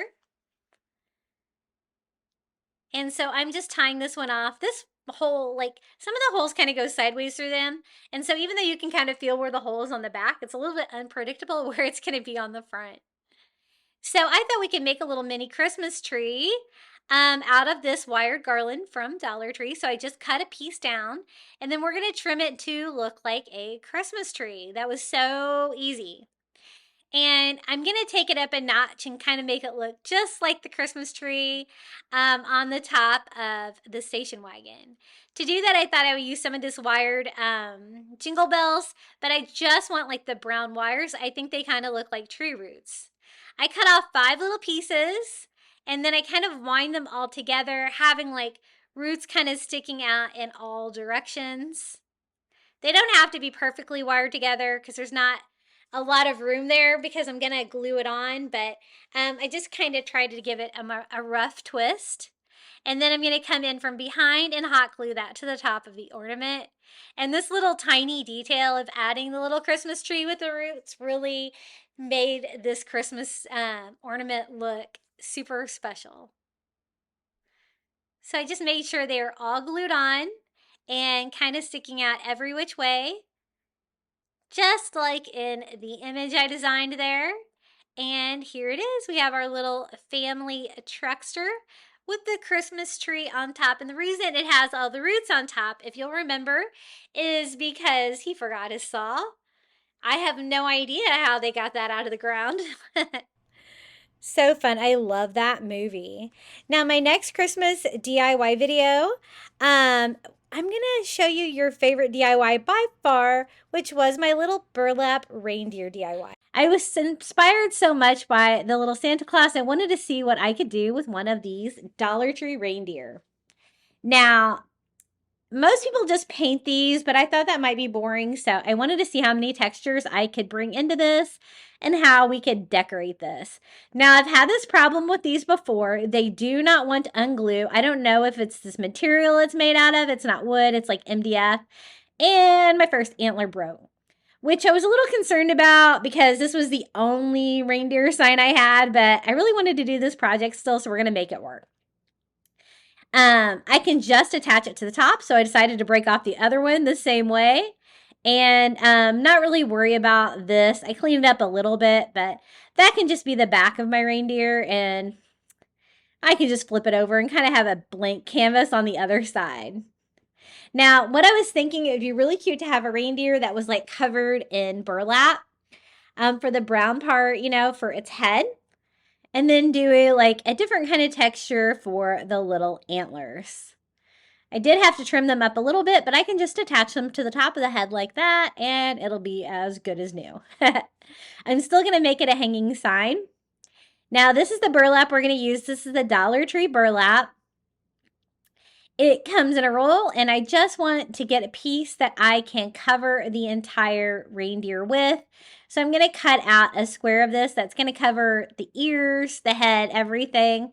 And I'm going to show you a little trick for cutting burlap so that it doesn't ravel out. So a lot of you guys have told me that you had a lot of luck with this, and I've tried it a couple times, and it definitely works really well. I'm going to kind of just lay my reindeer on top of the burlap. And I'm going to use a Sharpie just because I didn't know if a pen would really show up on the burlap. And I'm carefully kind of sketching it out, trying not to get like ink on the side of my reindeer sign. And then we can cut that out. Now, it's kind of hard to work with because, you know, this Dollar Tree burlap is rolled. And so I was like, how am I going to do this if it keeps rolling up on me? And I'm like, you know what?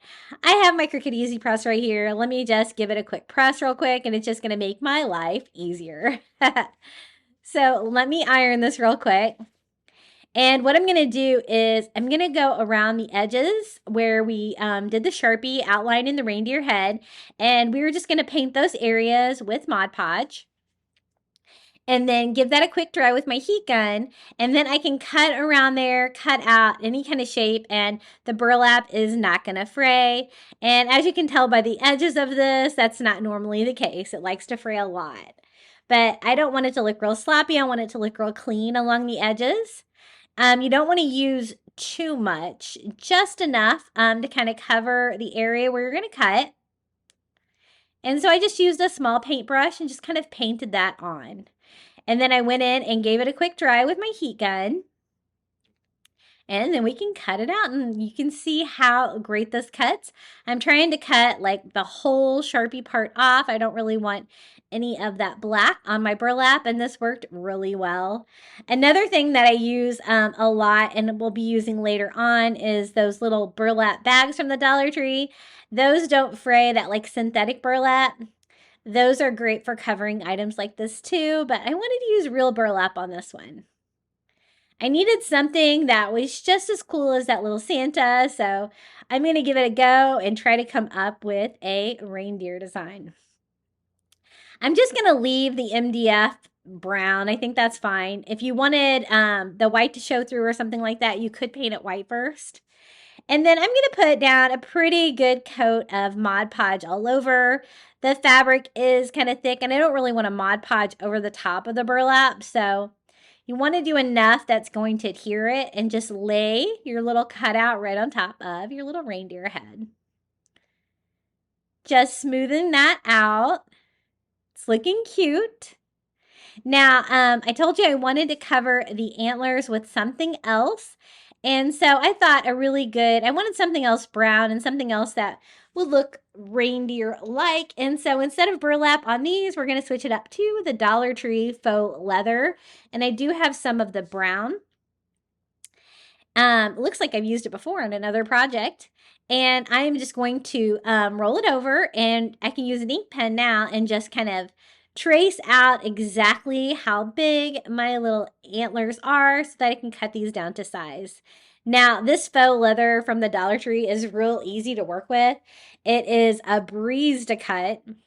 You can cut any kind of custom shapes like that, and it seems to hold up pretty well. The only problems I've had crafting with this stuff is it does not like to glue to itself, and it does not like to glue to glass.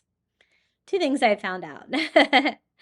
And so I'm just going to carefully go around that ink line and cut this down to size, trying to get it the perfect size to fit on my antlers with no like sharp edges. So kind of take your time on that part. And even though it's a lot darker than the burlap, I think it's going to be a nice complementary brown color. It's going to look really cute on this reindeer DIY. And we've got some plans to decorate these little antlers as well for Christmas. And I absolutely love how this DIY turned out. And we've almost got this one trimmed down. And now we can attach. Now, you could use a stronger glue than Mod Podge. I'm just going to use Mod Podge and kind of give it a chance to dry. You could also use like Dollar Tree tacky glue if you like. I think I'd probably avoid hot glue though, because I think that faux leather might possibly melt. So I just do a nice thick coat of Mod Podge all over mine, and it seemed to work, but it did take a few minutes to dry. So we're going to do that on both of those.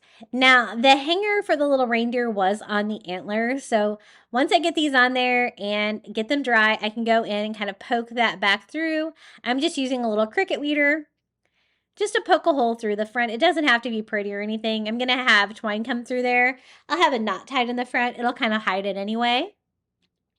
But I want to make sure that that is all glued down. And look how cute the brown leather looks with the burlap. Now, I do need something to kind of reinforce it to make it strong since they don't overlap like they did before. And so I'm going to do that with popsicle stick. So let's flip it over and kind of line it up where I want it. I kind of like it better flat like this than it was before anyway. And then I can do like a little half of a popsicle stick on each one. And the sign is thick. It's not necessarily thick enough for my stapler, so I am just going to use hot glue to hot glue that popsicle stick onto the back, and you won't be able to see it. It'll hide back there, and it seemed to be plenty strong to hold up the little reindeer antlers. He's looking so cute. Definitely needs a nose, though. And I'm going to use like just a little Dollar Tree wood puzzle piece as a reference just because I needed a circle. And again, we're going to be using that chair cover that we got from the Dollar Tree. So he'll have a little matching red Rudolph nose to go with that Santa Claus that we made. And I just use that as a template to draw a little circle on there with an ink pen, and I can cut this perfect little circle down to size. Circles are hard. I do not try them unless I have a roadmap. And then I'm going to use Mod Podge to glue that down. It's just a, kind of a nice felt that material is made out of. It crafted really well. I'm going to kind of spread out the Mod Podge with my baby wipe to make sure that kind of glues evenly and doesn't look hardened or anything like that, and help it out with my heat gun. Now, I was trying to think what I can make its eyes with, and I was thinking that the brown leather would be good because it'd be a nice complementary color to the antlers. Now, I'm just drawing on the back with a Sharpie. That first eye was way too big, so I'm going to make two a little smaller, and we're just going to make little closed eyes. Definitely the easiest way to make an eye for an animal like this. Two little C shapes. And I'm just going to cut those down to size with the brown leather. And I'm really glad that I decided to give it eyes because I think it gave it a lot of personality, and it was so easy to make with this faux leather. So just cutting those down, trying to make them uniform and look good. Isn't that so sweet so far? And kind of line those up where I think his little eyes would be. And I'm going to use tacky glue for this one. It's a little too small to try to get Mod Podge in, and tacky glue works great for projects like this. I also picked that up at the Dollar Tree. I get my Mod Podge at the Dollar Tree too because I love the little bottles because I don't have to worry about them drying up. And glue them right in place. Now I'm going to replace the hanger, so I'm just going to use some Dollar Tree twine for that. And I'm just going to feed that in through the back. And again, knot it in the front of the antlers. It's just a matter of getting it through there. If you have trouble kind of feeding it through, you might need to put a little hot glue on the end of your twine to kind of make it a little bit harder, but I was able to feed mine through pretty easily. And then I'm just going to knot it in front, and that twine goes great with the burlap that is on the little reindeer face. So we're going to do the same thing over here on the other side. And I told you we were going to be decorating the antlers because even though he's so cute, I think we can really make him even cuter. So I did have a little bit more trouble feeding this side in, so I just used a Cricut weeder to kind of help me feed it in there. And then I wanted to use a fun decoration, and I thought this little snowflake ornament that I got at Dollar Tree would be perfect. It's like a glittery brown snowflake with like ribbon, greenery, and stuff like that on there. And even though it's got a hole in it, we can kind of disguise that. I think this is going to work great and provide a lot of character to this little guy. So I'm just going to glue that little snowflake here right on top. Just a quick, easy way to decorate him. I thought about a bow, but I kind of like that better. And then I thought it would be really cute to use these little decorative bells from the Dollar Tree. They're all strung together to make it look like the little reindeer has jingle bells wrapped all over his antlers. I've seen people do this with like Christmas lights and stuff, and it like that. It looks so cute. And I didn't have any Christmas lights like that, so I thought jingle bells would be perfect. And I love how this turned out. So these are like the silver and gold jingle bells, and I'm fine with that. And they're strung on silver line. I'm just going to kind of string them around the antler like that to look like it's completely wrapped around. And they do have a little bit of play where you can kind of move them around to kind of get the jingle bell right where you want. I do want one on the top of that snowflake to kind of cover that hole right there. So I'm going to go ahead and glue that little jingle bell in place.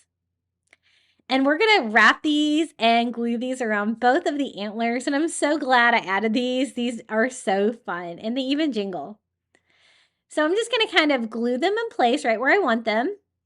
I want them kind of random, some going up, some going down. I definitely want them all on the front of the antlers so that it doesn't make the reindeer kind of stick out from the wall.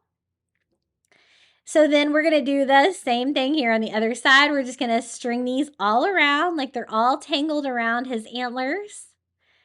It's not going to require the full strand, but I use most of it here.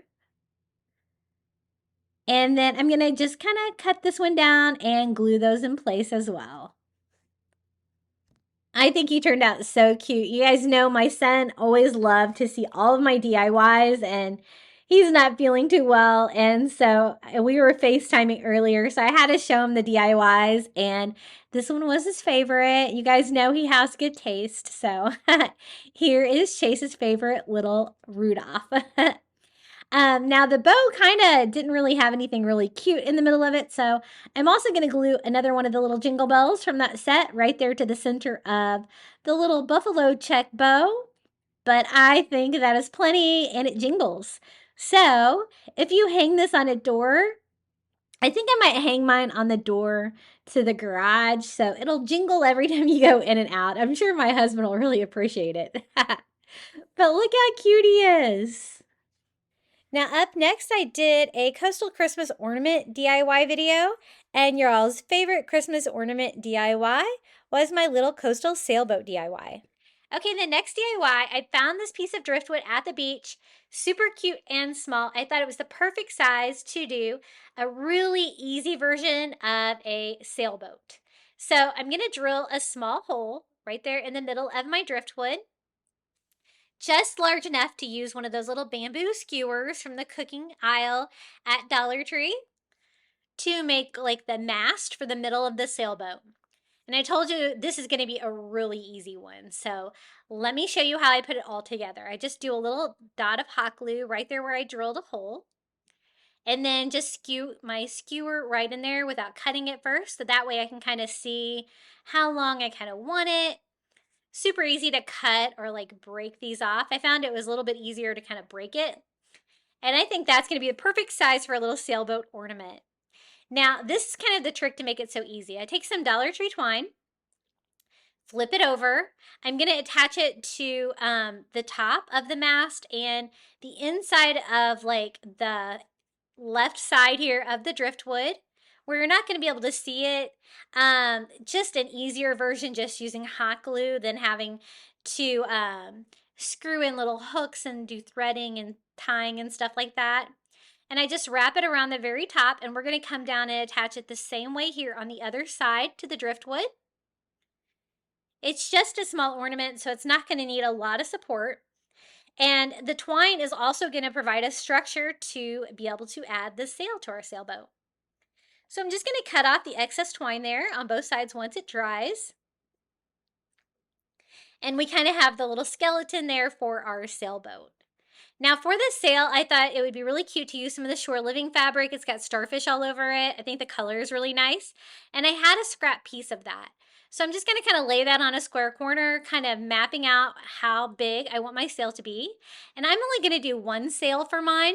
I think that's going to be plenty, but you know, you could always do your sailboat however you want.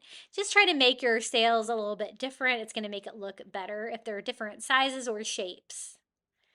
And just trying to clean up my straight edge there. And then this is the very simple part. We're just going to attach the sail to that skewer and the twine that we added, and we're just going to do that with hot glue. So I told you the sailboat was going to be super easy, and it turned out so cute as a little coastal Christmas ornament. So I do a bead of hot glue on both and then just lay the fabric sail right there on top. Super cute. I think I've made a large version of a sailboat with this fabric before. It looks familiar. And then I just take another piece of twine and we're just gonna tie that to the very top here of the skewer to make a little ornament hanger. Kind of the same area where I tied the twine to it, underneath of it a little bit, and kind of hiding the knot there in the back of the sail.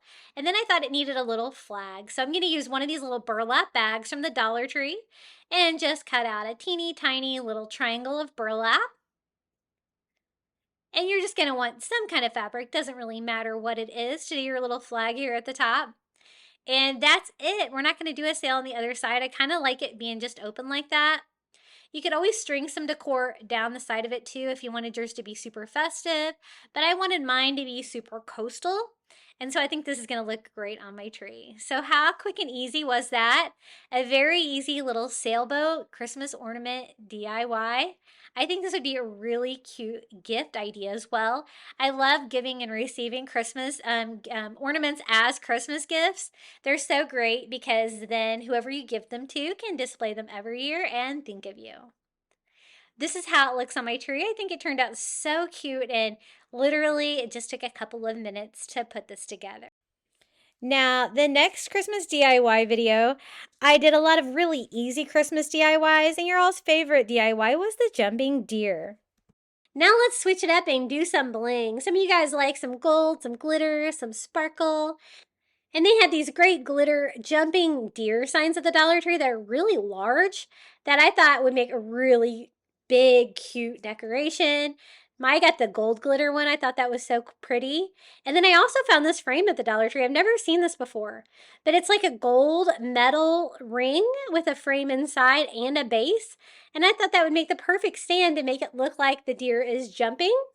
And I can actually use the frame too. It's there, so I kind of have to do something with it, right? So I'm just going to go ahead and peel off the tape here, remove the picture that's inside. And I did design a free printable that I will be sure to include in the description below this video. Just trying to loosen the tabs there on the sides to make it large enough. I printed the printable out on photo paper to make it super sparkly or, you know, shiny like the rest of the project, not the matte finish of cardstock. So I just printed it out on a 5x7, but I designed it 4x4, which is what this frame was. And I'm just going to cut that down. It just says Merry Christmas, Happy New Year. It's got some gold on it, so I thought that would go nicely with it. And I just cut that down to size and slide that right into the frame. Super easy. So it's going to kind of serve as a sign, but it's also going to be a great base for our little jumping deer. So I'm just going to go ahead and clean that up a little bit. It was a little weathered, but not really scratched. So I think it'll be okay. So there's our little Merry Christmas, Happy New Year.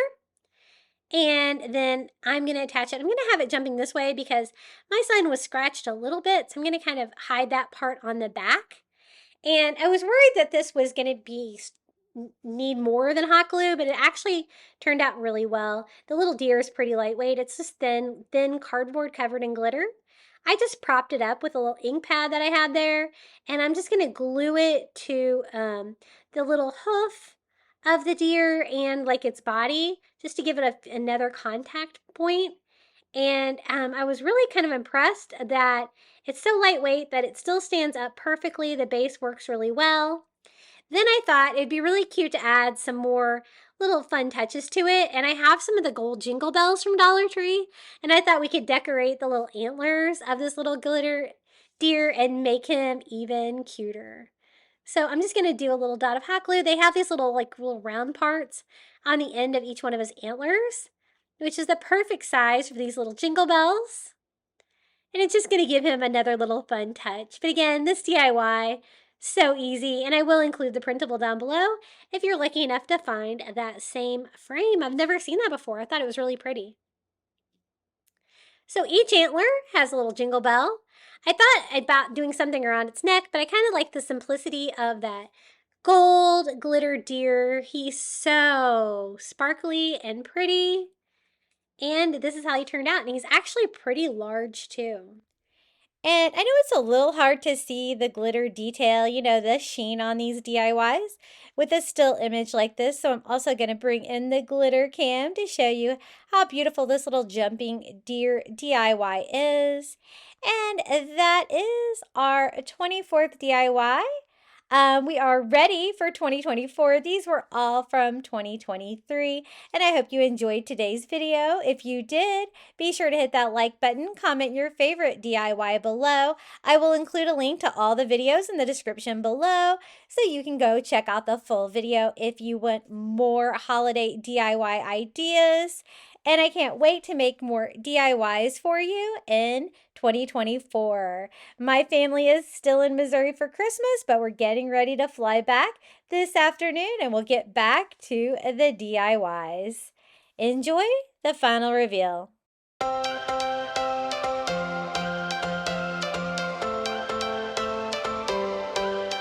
Every change has a reason. Baby, let it come to you. Every soul, every season lives outside of status quo. If we stop believing we're meant to be, expanding our abilities. If the passion's gone, we are doing it wrong. Baby, you and I should start living now. With the whole world at our feet, we could stay or we could leave. There is nothing in between. So baby, we should start living now. 'Cause we only have this life. Wanna laugh and wanna cry. I don't wanna waste my time. So baby, we should start living now.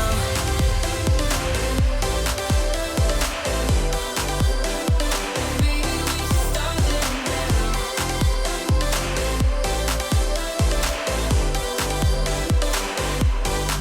We are close, can you feel it?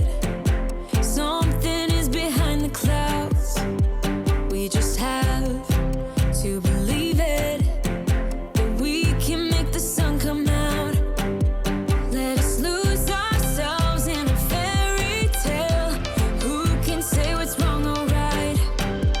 We're the only ones who can decide. Baby, you and I should start living now. With the whole world at our feet, we could stay or we could leave. There is nothing in between. So baby, we should start living now. 'Cause we only have this life. Wanna laugh and wanna cry. I don't wanna waste my time. So baby, we should start living now.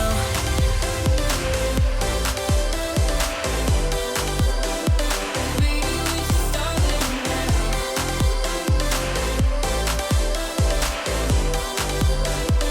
Baby, we should start living now.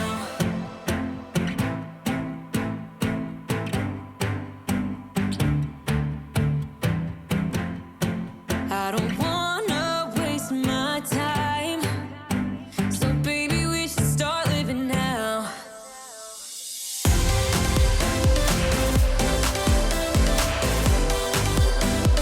Baby, we should start living now.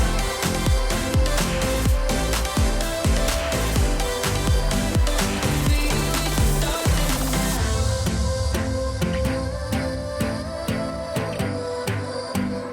Baby, we should start living now.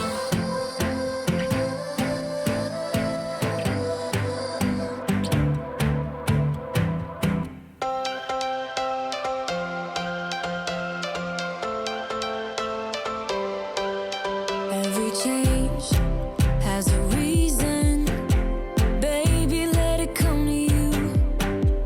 Every soul, every season lives outside of status quo. If we stop believing we're meant to be, expanding our abilities. If the passion's gone, we are doing it wrong. Baby, you and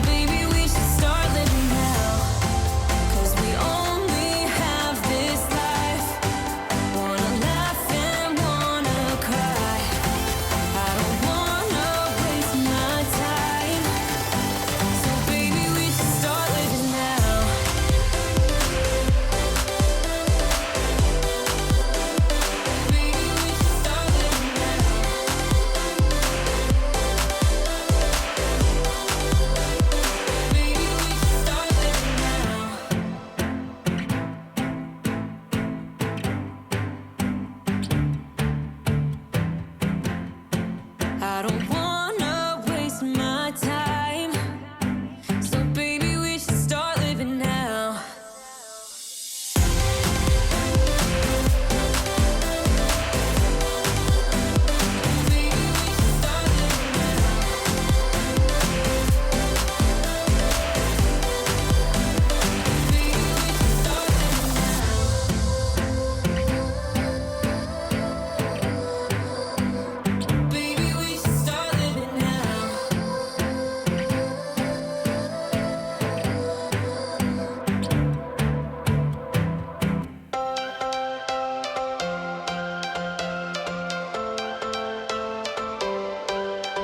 Every change has a reason.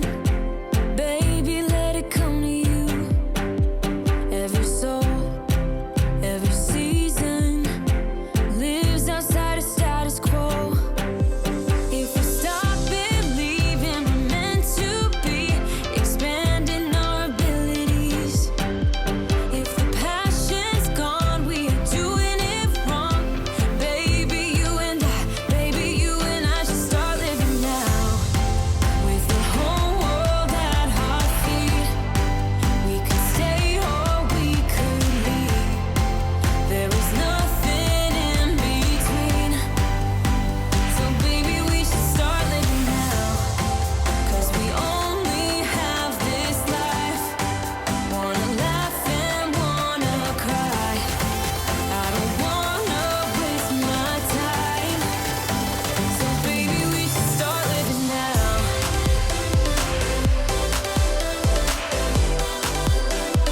Baby, we should start living now.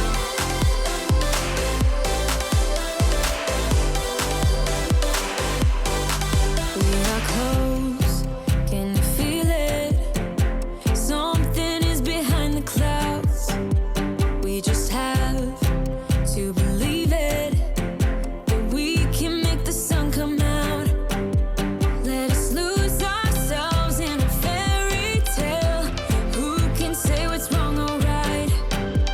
We're the only ones who can decide. Baby, you and I should start living now. With the whole world at our feet, we could stay or we could leave. There is nothing in between. So baby, we should start living now. 'Cause we only have this life. Wanna laugh and wanna cry. I don't want. Thanks so much for making it all the way to the end of today's video, and I want to give a huge shout out and thank you to all of my Crafty Beach Bum members for supporting my channel. Thank you so much to Coastal Couple, Karen O'Haron, Pamela Bergeron, I Am Mojo Jojo, Melinda Elizabeth, Jamie Job, Susan Edmonds, Carrie R., Tracy Knight, Vernon Noctigal, Nancy Wunner, Julie Miller, Tammy Coates, Janae Farrington, Pamelia Wren, Whitney Harrison, Maria Grace, Donna Schreiner, Tina Kane, and our newest member, Heather Hard. Thank you so much for supporting my channel. If you would like to join the Crafty Beach Bum membership, all you have to do is hit the join button under this video. It's $4.99 a month, and you can cancel anytime. If you would like to watch more Crafty Beach DIYs, YouTube thinks that you might enjoy this video right here. Happy crafting, everyone, and Happy New Year.